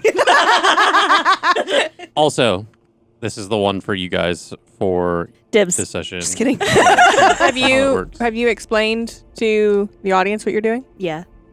So, once per session, I am going to get a d20 out of this machine here, and they get to use this d20 to add to a roll. They have to agree on who's going to get to use it for that session.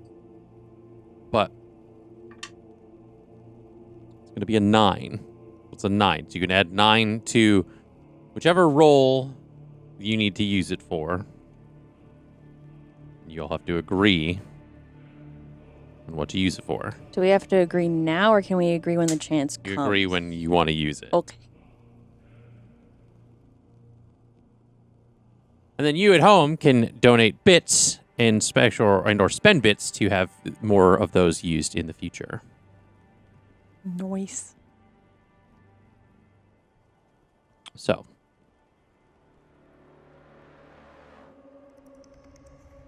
you all stand, and he gestures to he goes, "It's best if I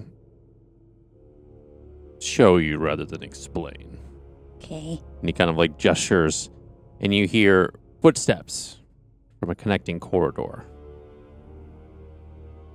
And the footsteps get closer and closer to this room.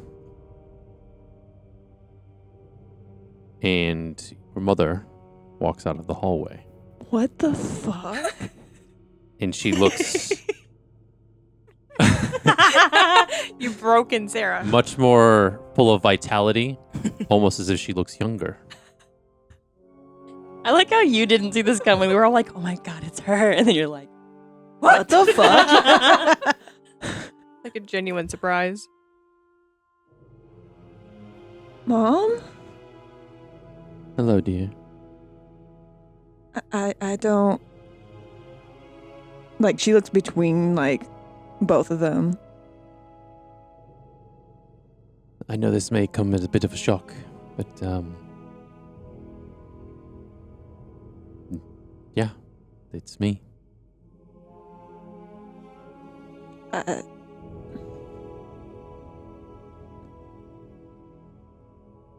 need a moment. Ira goes to like console Verity. You okay? I need a muffin. I don't have any more. Fuck! can I size up this mother to see if it seems like the same mother I saw? Like that this isn't like an illusion or like some kind of... Sure. Go Like ahead and make, manipulation I guess, an tactic. insight check, Okay. maybe? Okay. That's 22. 22. Yeah, I mean, there doesn't seem to be any sort of like magic or anything involved. This seems to be the woman that you saw in the home in Bevel. But again, more youthful, like colors back in her like cheeks and skin, and like she looks honestly like essentially there's like a younger, almost like more I'm gonna say like again like vibrant vitality that wasn't there before, less frail. I'm assuming this was not because of the lavender that we gave you. Definitely not. Okay. Where's Nadine? She's in Bevel. And she just let whoever take you? She wasn't happy to see me at first, but I explained, and after we discussed it, she agreed to let your mother return here with me. Cool, so if you do something, it's fine, but if I try and find something, then it's no. Honey, you had a... Honey. Your solution was not... Honey. You held a dagger. Wow. You okay? You were gonna just try to off your own mother. That wasn't... Can you explain, please, to your daughter what you said to your other daughter? Maybe that will give Verity some peace of mind. I mean, she was in pain. So, I mean, don't blame you. The Hellsplan altar in Vertanis essentially is slowed, if not reversed, by being in this environment. The heat to which her cells are burning at regulate here in Ignimortum because of the temperature. They're able to exist without decomposing or breaking down here versus the material. So does she have to stay down here then? I'm afraid so. Do you want to stay down here? And she looks at Stefan and, well, I fell in love with your father, and I don't regret a single moment of that. And if this is what's going to be able to keep me alive, then I don't see how it has any issue. And Nadine can live her life free from having to take care of me, and she can pursue whatever dreams she sees fit. And so can you. Does this make you the queen of hell?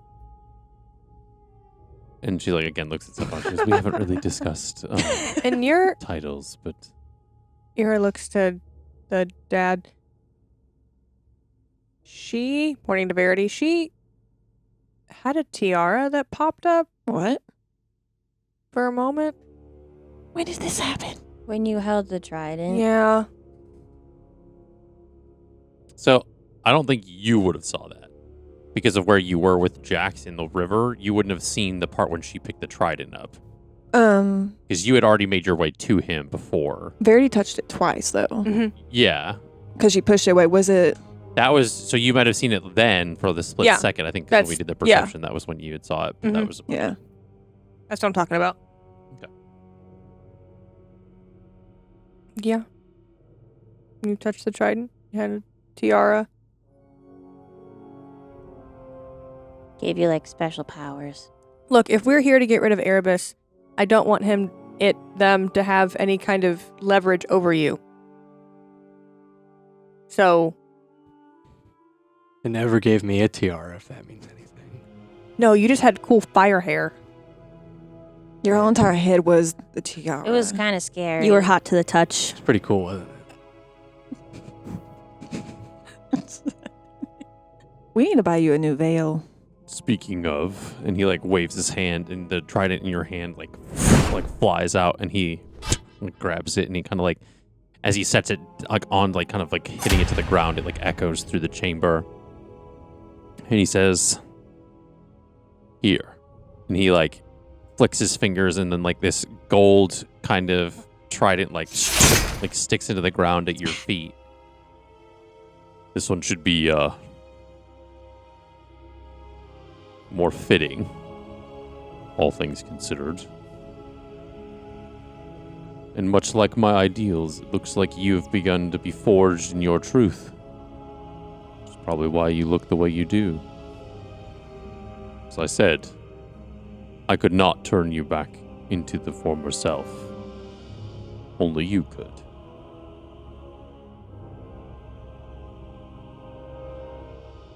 Well, I hope it did a good job.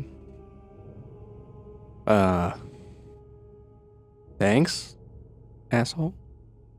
Roman! That's the Roman I'm used to. Polite and also rude. Verity? You have a question for your father. Question. How do I get out of my pact with... Insert fiend name here.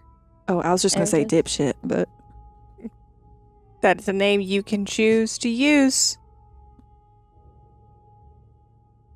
I mean, yeah. It's... Will getting out of the packs separate me enough where... How should I phrase it? I don't go where he goes.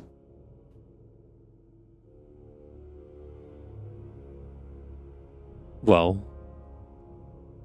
the way I see it is, now that she's here, let's say it this way. I mean, there's nothing that needs to keep her alive, because she's fine. So, your pact serves no purpose. And you hear kind of from the shadows. Yeah, the original pact. Good job. You think you're clever. Exploiting, and he's looking, Erebus is looking at Zephon, exploiting a loophole that you managed to figure out all on your own. Took you long enough.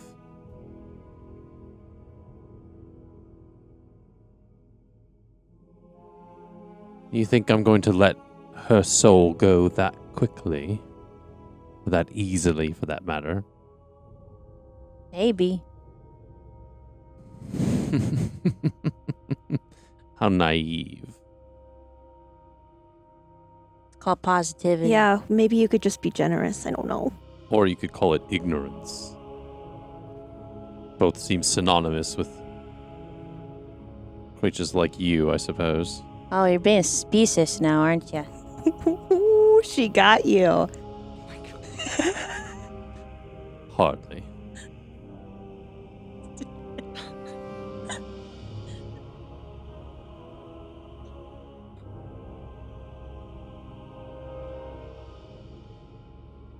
Wait. Sorry, I was gonna say something, then you said that, and I can't. Sorry. I can't find the rabbit now. The rabbit in the magician's hat.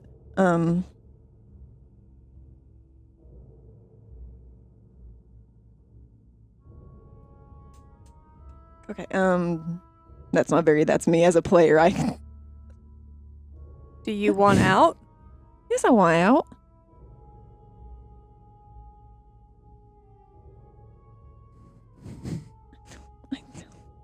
So what is, like, the details of your pact right now as it stands? What is tying you two together if it's not your mother anymore? What happened when I freed you?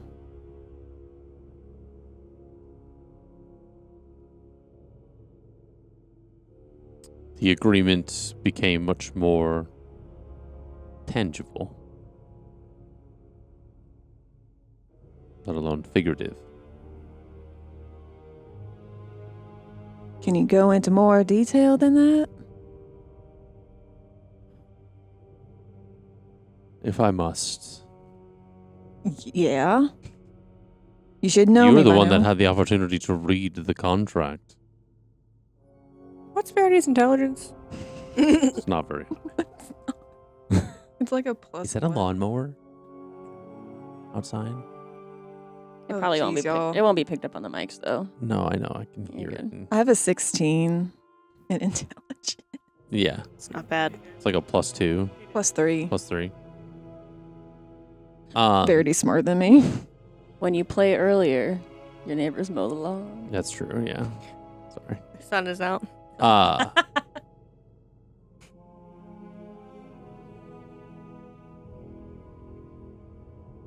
When I was able to return from the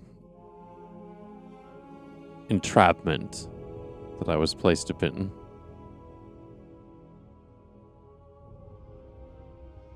our agreement never changed. I kept your mother alive in exchange for the souls that you were giving to me. That was our deal. And if you think I'm going to let this thwart that deal,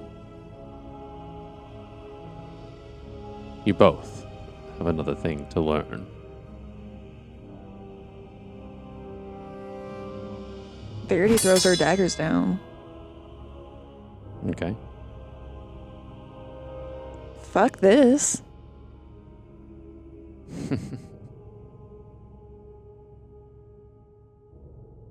I'm done playing games with you. I'm done with all of this.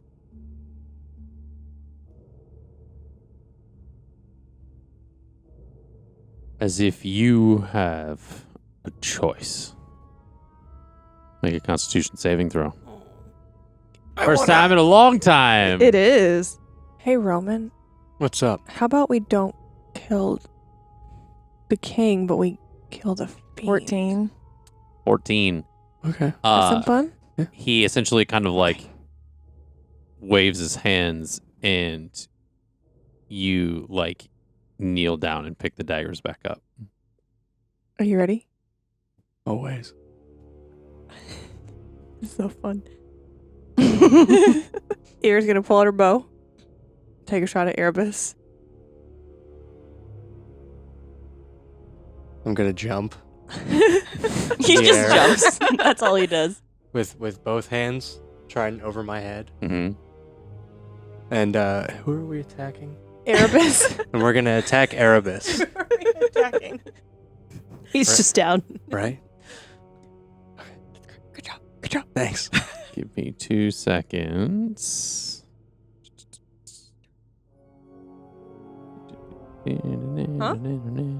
Oh. Yeah. Huh? What? What? Let him cook for a second. What? I have a spell I could use, but I don't Oh know if it would man, work. what? What's happening? Aren't their lives connected? No. That's crazy. Verity confirmed that in the maze. I'd also like to try and cast Blight at Erebus. Damn. Sarah's question was like, is this We're so PvP? I am going to need both Roman and Ira to make a wisdom saving throw. Should I too, since I'm casting Blight? Not yet. Natural I'll get to you 20 yet. plus 9. Holy shit. Okay. 7. 7. Well, He casts Charm Person on Roman. Oh. Okay. So now you see. So, and this is through Verity. Yeah. So Verity casts this on Roman. Thanks, man. There's my answer. And so now you essentially, like, when you almost like pull your attack enough to land in front of Erebus where it doesn't like affect him. Yeah. And you turn around back at the party. Uh-huh. And Can you I punch essentially Roman in the face? deflect the arrows that Ira Yeah. shot. Damn. And then I am going to have If I punch him in the face, he's no longer under the charm condition, right? You can just push him, I think. Yeah. But it's Roman. I want to punch him. I think Erebus has to be the one that does the damage. Or Verity, because she casts the spell, maybe. I will have you make a wisdom saving throw now. Wait, this is against charm. Nope. No, never mind. Natural 20! Wow! Nice. Plus 9. Elves are not here to play. Yeah. Okay. So you succeed. We fought literal gods. We're fighting another one right now, baby. Verity, go ahead and roll for an attack for me, please. Hey, roll poorly. Roll. I'm trying. That's why I grabbed my. Fuck! That's a natural 20. Sure is. For plus 9, 29. Why is the 29. table always hot So- at the wrong time? So Verity misty steps behind Eliana and right in her back. I'm conscious and everything when this happens, right? Yeah. Eliana, I'm sorry.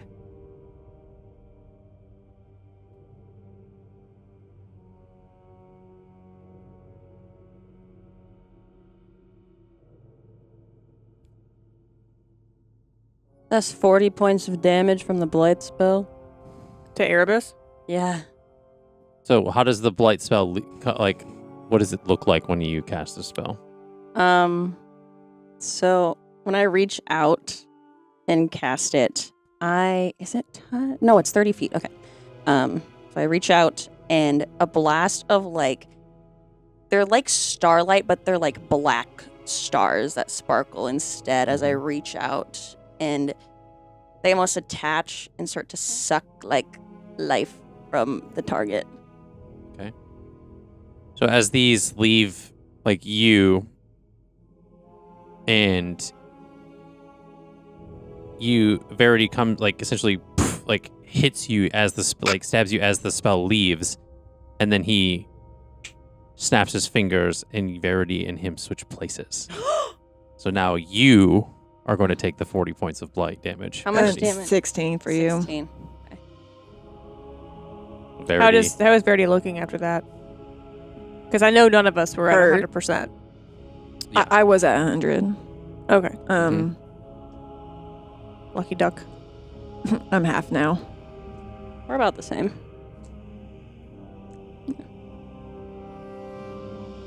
And then Verity. he says, Okay. "Did you fools think that you could outmatch me? I live in the darkness. We'll find a way. And he's right behind you. Yeah. And Bitch. No, Slaps in the back of the and head. he puts his hand, let's see.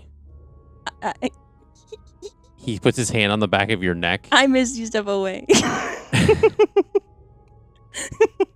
And he casts Witch Bolt, which has a 60-foot range. Okay.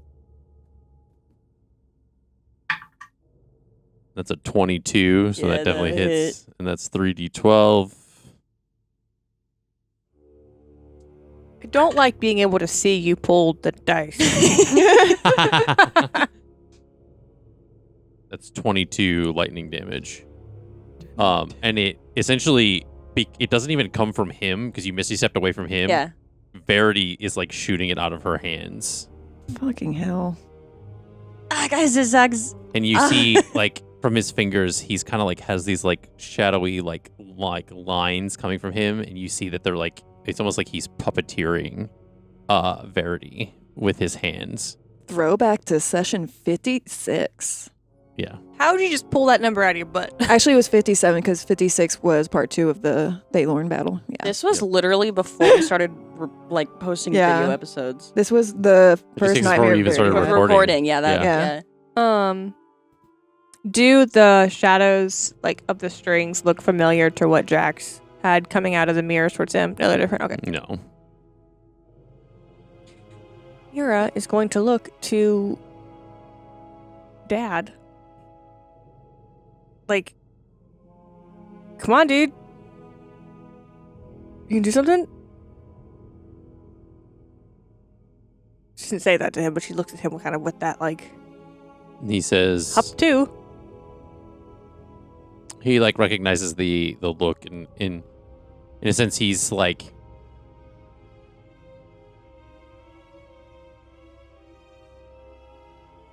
he looks at his wife, or like at Verity's mom, and it says,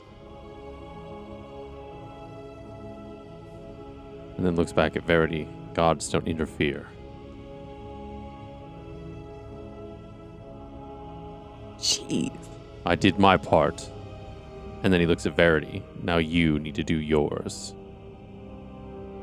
And he kind of like waves his hand, and this like kind of like dome shield kind of comes around him and his wife, protecting him. You really don't care at all about your daughter, do you? Is he is he a god? Is it something that like Ira could perceive? Mm. No? Okay. Can Sable make is there a connection between the trident making Roman feel like he's a god and now he has it? You can make an insight check. Okay. But he responds to Eliana and says, she's strong enough to handle her own. It's time she proves it. 21. 21. It's not the same. It's very much like a different, now that it's, because it was his trident to begin with. So essentially now there's like a new, there's a connection that he had kind of always had, but now has even more so now that he has the trident back. There's nothing shameful about asking for help. Are you saying that to Verity? No, to fucking Dad. Yeah, Verity. I was about to. That's where Verity gets it from. Verity is very pissed right now. And I'd like to imagine that her, like, if she can get a deeper red, she does. And almost like her blood feels like it's boiling a little bit. Mhm. And very pissed. Right as it's about to, like, feels like she's about to burst, she's going to cast Firebolt at Erebus. Okay. With almost like this infernal fire. What happens when you attack him? Mm-hmm. We don't know. We don't know. Go ahead and roll for the damage. We gonna find out together. Well, it's an attack. Roll for the attack. I'm gonna laugh if this isn't that one.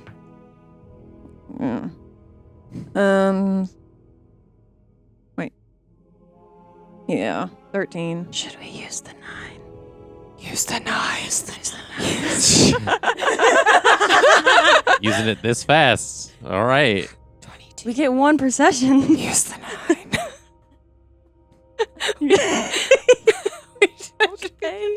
That should be the thing. The whispers. The whispers. So you make it a 21. 21. Therefore, it's expunged. How poetic. And go ahead and roll for the damage. I'm just gonna click it. Is that okay? Can I just click it on here? No, I want you to physically roll for it. No algorithm dice. No algorithm dice. I'll just roll this twice. 6 and a 5 for an 11. 11. 11. Okay. Anything added to that? You can go ahead and take that off of your health. Yay! Maybe if we. But remember But. your goddamn character sheet. It's fire damage, so you take half of it. Oh my god. God bless. That was a test that you failed. Am I able to do anything? Not against them. That was a destiny. You are charmed for I think it's like an hour. Against who? So you're essentially an ally to Verity and Erebus and against the party. It's not necessarily against us, but yeah. But yeah. Do I round down or up? Oh, yeah? Yeah, I think I Since think it's- we've been rounding up. Maybe Okay. maybe I had the wrong idea. So Roman, maybe I had the wrong idea. 6.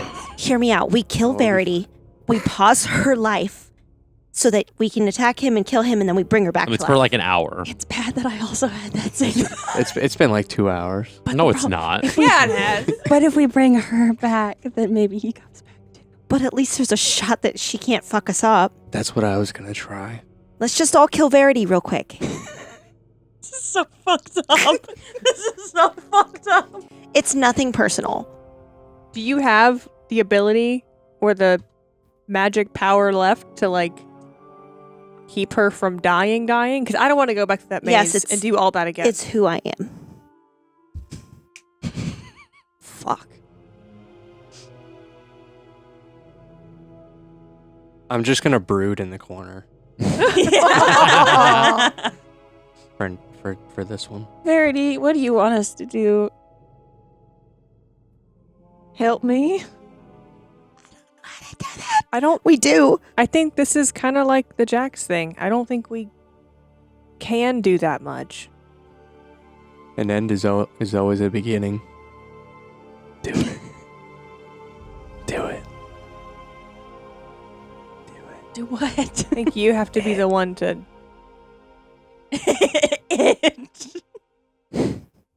get past this. We support the decision, but I don't think we can kill him. It, them, she. I love this bit. I don't want to assume. That's disrespectful. They said they didn't care, so. we had this discussion Anything. already. I love how we do keep having it though. You okay? I heard it hit your tooth. Oh gosh. Okay. That was scary. That's how Can I it make another broke my Constitution tooth, so I'm saving like, throw? Oh my god. To fight it. How can I guide you?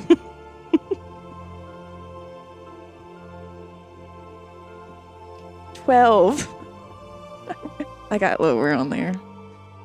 Fuck. Okay.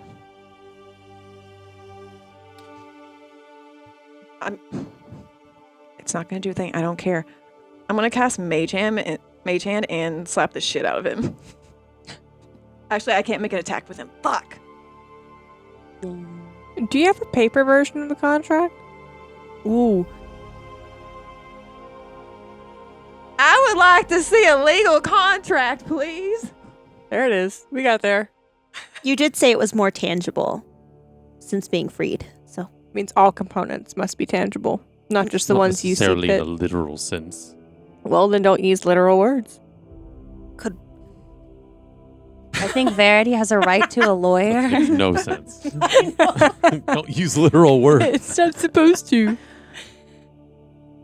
I should be able to have a copy of this contract.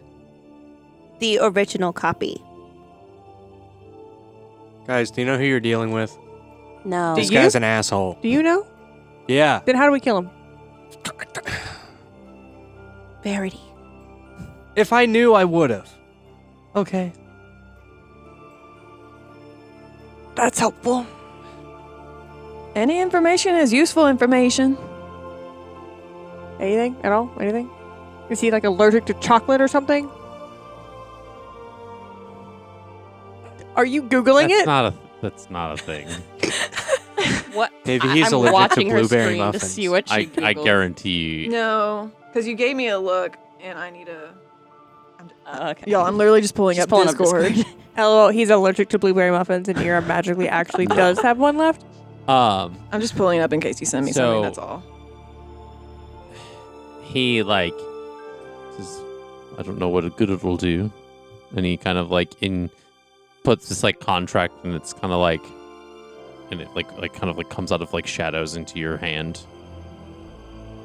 Rip it up, Verity, rip it up. That's how it works. The amount of scrambling is hilarious right now. Can I make an? Can I make an? I guess it would be intelligence or It'd be investigation. Yeah. Yeah, go ahead. Guidance. At a Ira would like to stand behind Verity while she reads it to see if she can see anything that would be of use. add a 4 to that. I rolled a 4. Do you speak Infernal? Duh. No, you don't. The lack of productivity when I just ask a simple 15. question. You sure it's not in Draconic? No. How much did you Because say to it's add to it? the dragon 4? language. Why would that I'm make aware. 26. 26? Because it's in Infernal, you can understand it. Essentially, it talks about the same things as like kind of he described, where it was like keeping the mother alive in exchange to give you powers, and kind of in return you have to give him souls. Doesn't matter who, and if he decides it's from somebody specifically, you have to abide. The other stipulations of it are that you are not able to obfuscate the contract by any means. Like, you can't get out of it in some way, shape, or form by like killing your mom or ending your own life. And that now that he's freed and kind of somewhat tangible, he essentially is linked to you, and there is an attachment to your soul in like a legally binding kind of situation with this contract. What does it say whenever she's not gonna die anymore, or if she just dies on her own? Like what? Like Well, what? like his services is aren't there needed like anymore. yeah? It doesn't say anything about that. Well, then the contract technically ends. It's null and void. It's null and void. It's been forfeit. The courts might have burned down, but I know some judges. Huh? Port of Mar. Womp womp. Privilege. Yeah. Lean into it when it's useful.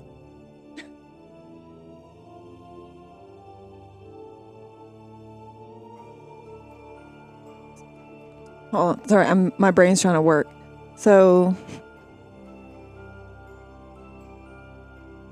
No, but if I died, then that would be it. No? Not saying by my hand. There's a clause that says if you were to fell in battle, that he would essentially take your soul and put it into another body. Fuck. Do you tell us that, or do Yeah. you just let it? Okay, so that plan And- will not work.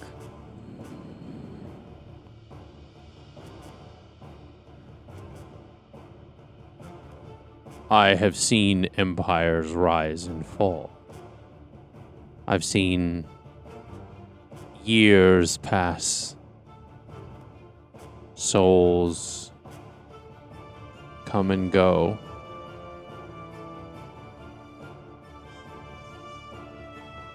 You want out of this deal, you're going to have to kill me. Your mother is alive and this deal can be voided. That's fine. But you and I are linked. And I'm not going anywhere. Ugh. So whether or not the contract is voided and your mother stays alive, it doesn't change the entanglement to which we are. You'll have to rip me out of your soul yourself. And a person like you has no capability of being able to do that. Oh, shut up. Verity can do what she wants to do. Enough. And... Don't talk to my friends like that! Take me out. No! He did joke he was gonna kill me this session because I kept singing that song. I spilled coffee on my hand and my shirt. That's what you get. When you let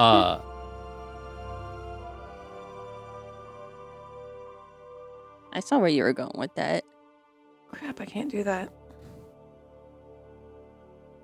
I don't have enough spell slots for it. I'm pretty low on spell slots too. need to sleep, guys. You started this. Shut up. That's like the third time you said that this session. Me and Roman started this By together. your thought process. Shut up. I need... I put a shut up counter on this episode. It's more work for you. It's true. Never mind. It'll be like the glass window. It's just never put in. I put the glass window in. Did you? Yeah, I don't know if it was in the last episode that was... I don't remember hearing it, but if it might have missed it. there. I remember hearing it. It was there. Thank you. You did the thing. It was there. We're dating this episode. We are. Okay. I'm just like 7 episodes behind on the backlog. It's fine. Y'all Just a girl. I'm just a girl. Just a girl. I'm trying my best. genuinely don't know what to do. Just shushed me.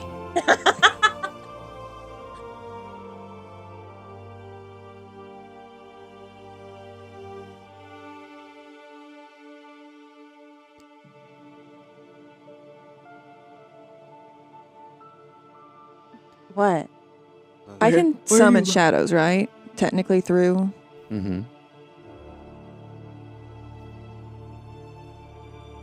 It's gonna look so stupid, but Verity thinks of Dawn and the red wax figurine she gave her. And Verity's gonna try and like focus on that and try and push out the negativity, like all that darkness into this doll.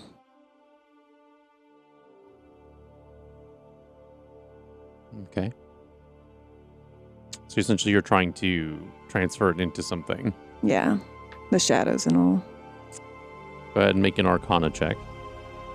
Yo, I'm not good at Guidance? Can I? The honey, no. That's an 8. But attitude of that is a 10. Halfway there.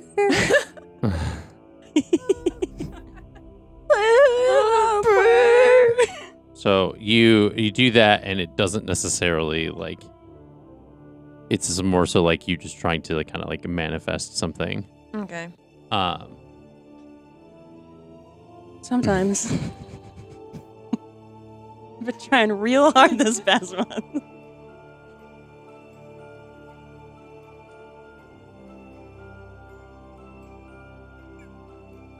I think still looking at the doll too.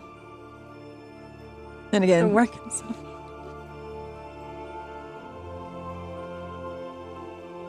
I don't need you for. I genuinely don't.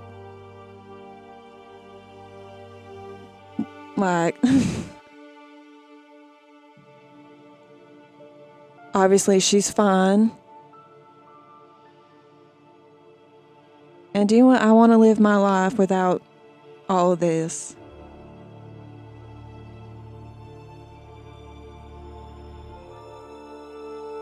Verity's thinking back to the scale from the labyrinth.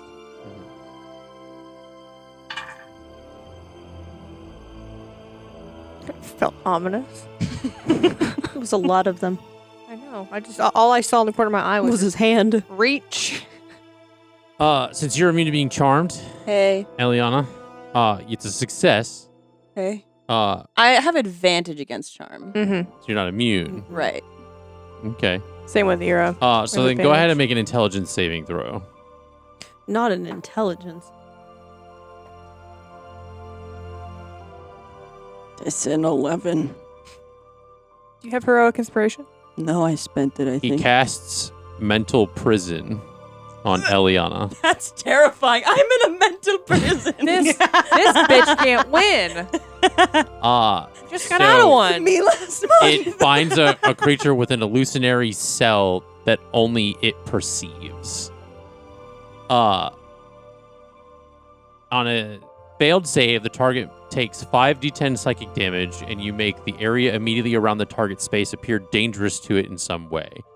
You might cause the target to perceive itself as being surrounded by fire, floating razors, or hideous maws filled with dripping teeth. Whatever form the illusion takes, the target can't see or hear anything beyond it and is restrained for the spell's duration. If the target is moved out of the illusion, makes a melee attack through it, or reaches any part of its body through it, it takes an additional, or it says the target takes 10d10 psychic damage and the spell ends. So you take 22 points of psychic damage. Sarah, look at my shit. No. Are you down? She's got 2 HP in a dream. And now you are essentially surrounded by nothingness. An entire black void expanse. No stars. There's nothing. No stars, no light, no nature. Can she hear me? No. Hello. Our telepathy doesn't work down here. I don't Oh. And she's not a plant. And your she's a speed is tree. 0. Attack rolls against you have advantage. Your attack rolls have disadvantage, and saving throws affected. So you have disadvantage on dexterity saving throws because you are restrained.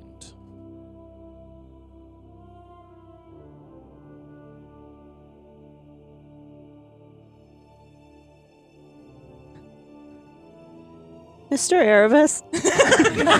Mister. Could I ask you a few questions? If you must. What if we found you someone better than Verity to attach your soul to? Stronger. Cooler. Make a persuasion check. Shit. Can I guide her on this? I can guide myself too. Wait, do you have disadvantage still?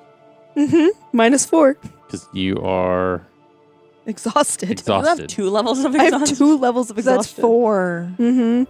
So, so before you roll, take the exhaustion off of all of you guys. That was pretty much, I think, for the maze. Okay. Just as an Okay. FYI. I kind of thought about that the more, and I was like, I think we did that in the maze. That's not Yeah, we out of did. the maze. Yeah. Okay. I just know that, like, mechanically, it's like, until you rest, you have it. But, like, if it was based on the maze, then yeah, that makes sense. Yes.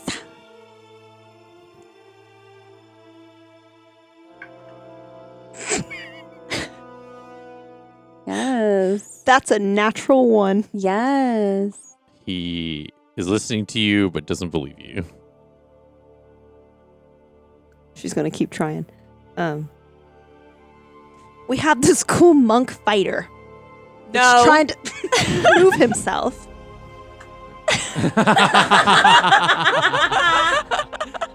I think Ira actually flicks the sable here in the like. No. That just I'm gonna proves flick your how eyeball next. strong he is. She's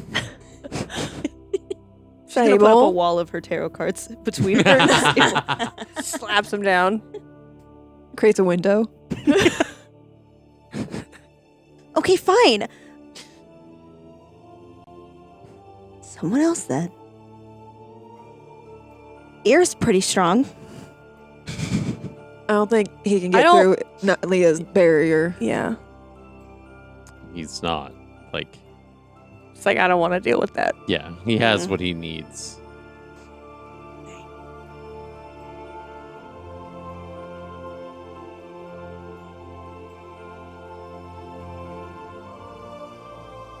So if I die but not die, what would happen?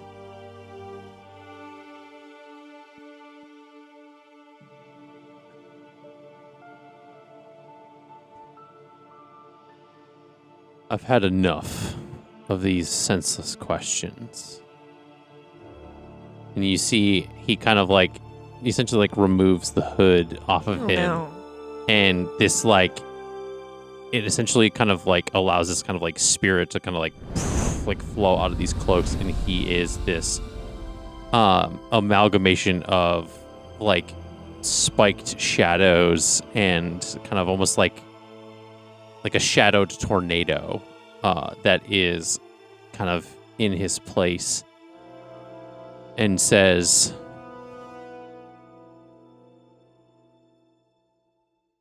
"You all are going to die here today." No, thank you. Can I hear any of this? no. I was like, I'm in my own little world. And I'm going to walk out of here with Verity. And there's nothing that any of you can do about it.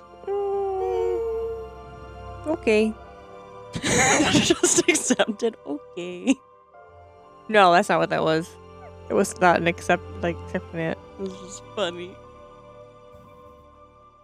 What if you didn't do that? Like, what can we do to avoid death?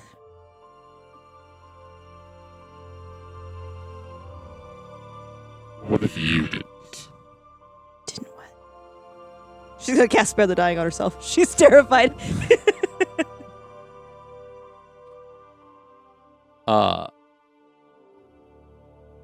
Not Spare the Dying, Death I was Ward. like, I My don't think bad. that works like that, but okay. He casts Maelstrom on you.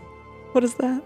It's a swirling mass of 5 foot deep water appears in a 30-foot radius centered on a point you can see within range. The point must be on the ground or in a body of water. Until the spell ends, the area is difficult terrain. Any creature that starts in there must make a succeed on a strength saving throw or take 66 bludgeoning damage and be pulled 10 feet towards the center. Essentially, he's like kind of like trying to like drown you. I can't swim.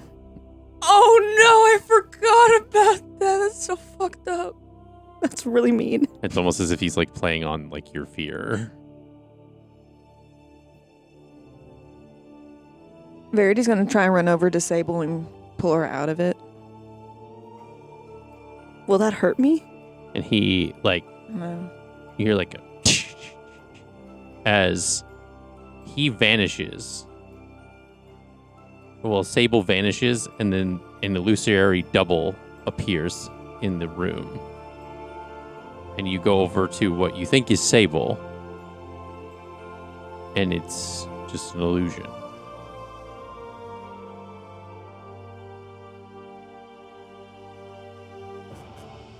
So Sable's not in the space.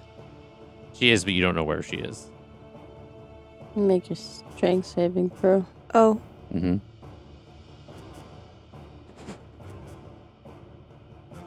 This is not gonna be good. It's okay. 7. Yeah.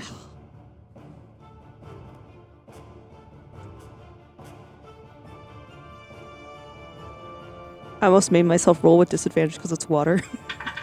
I've done that for a character choice before. Like, it's actually kind of fun. So what are we gonna do, bud? 25 points of bludgeoning damage. If she hits me, will I be all right? I think so. I think it's when Or you is take it the other damage. way? So, if somebody you see, since you're charmed, Yeah. only an ally that hits you will break your charm condition. So if she hits you, nothing will change. What if she hits me? But if Verity hits him. Hey, Verity, can you do me a favor? Yeah? Can you punch Roman? Gladly. Damn. Oh man. How Did low you are just- you? 26. You gonna hit back? She's just gonna slap you, But bro. he would. How many points should I take? Take. As Like- far like 'cause she hits you, Yeah. I just slap I him. think you do Uh, 1 or point of does it- damage. it's like 1 point of damage. Yeah, it's nothing. Literally. Yeah. All right. I'm sorry. That's if I even hit you. Oh. Jimmy, I can roll. Uh. Do you let me hit you? Yeah. Is he back? Make a Constitution saving throw.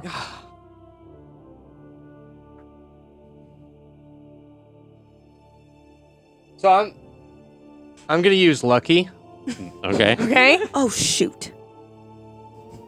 Do you have luck points? Yeah, I have 4. 24. There we There go. Okay. So you break out of it.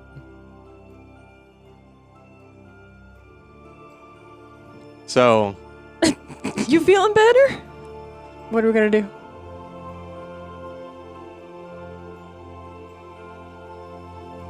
I grab you Okay.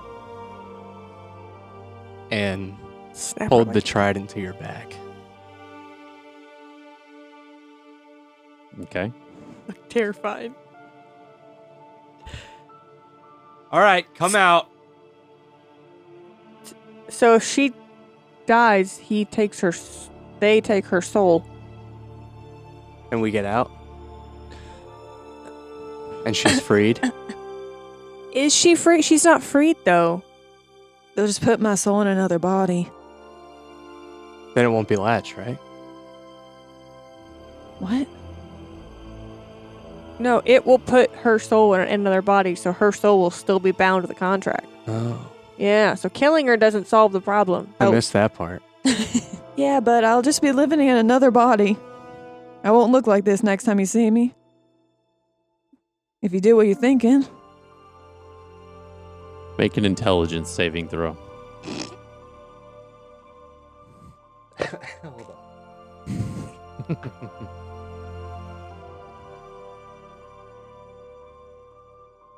Yeah. He has a 1. No. It's a 3. Okay, 3? that's better.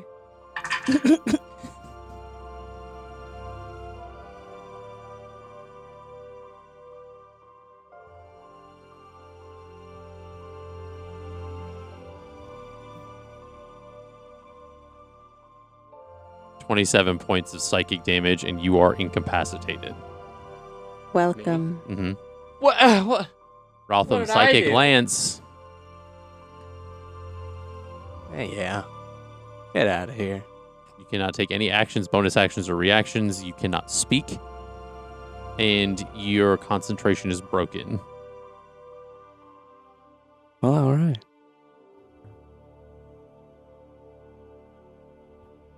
What was that? Because I know something as a player, but Verity doesn't. Go back to session 0.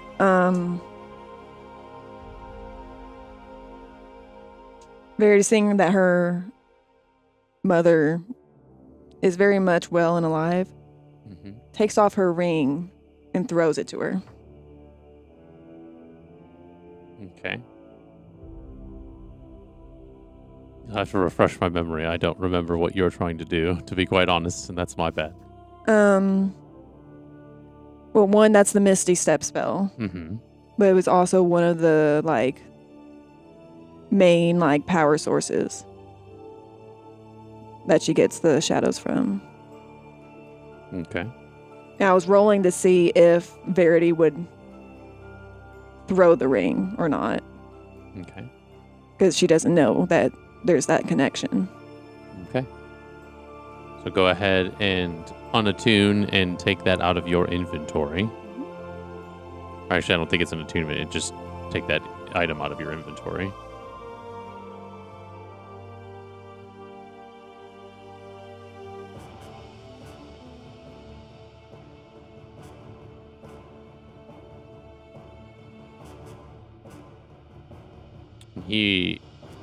Erebus now stands in the center of the room and says,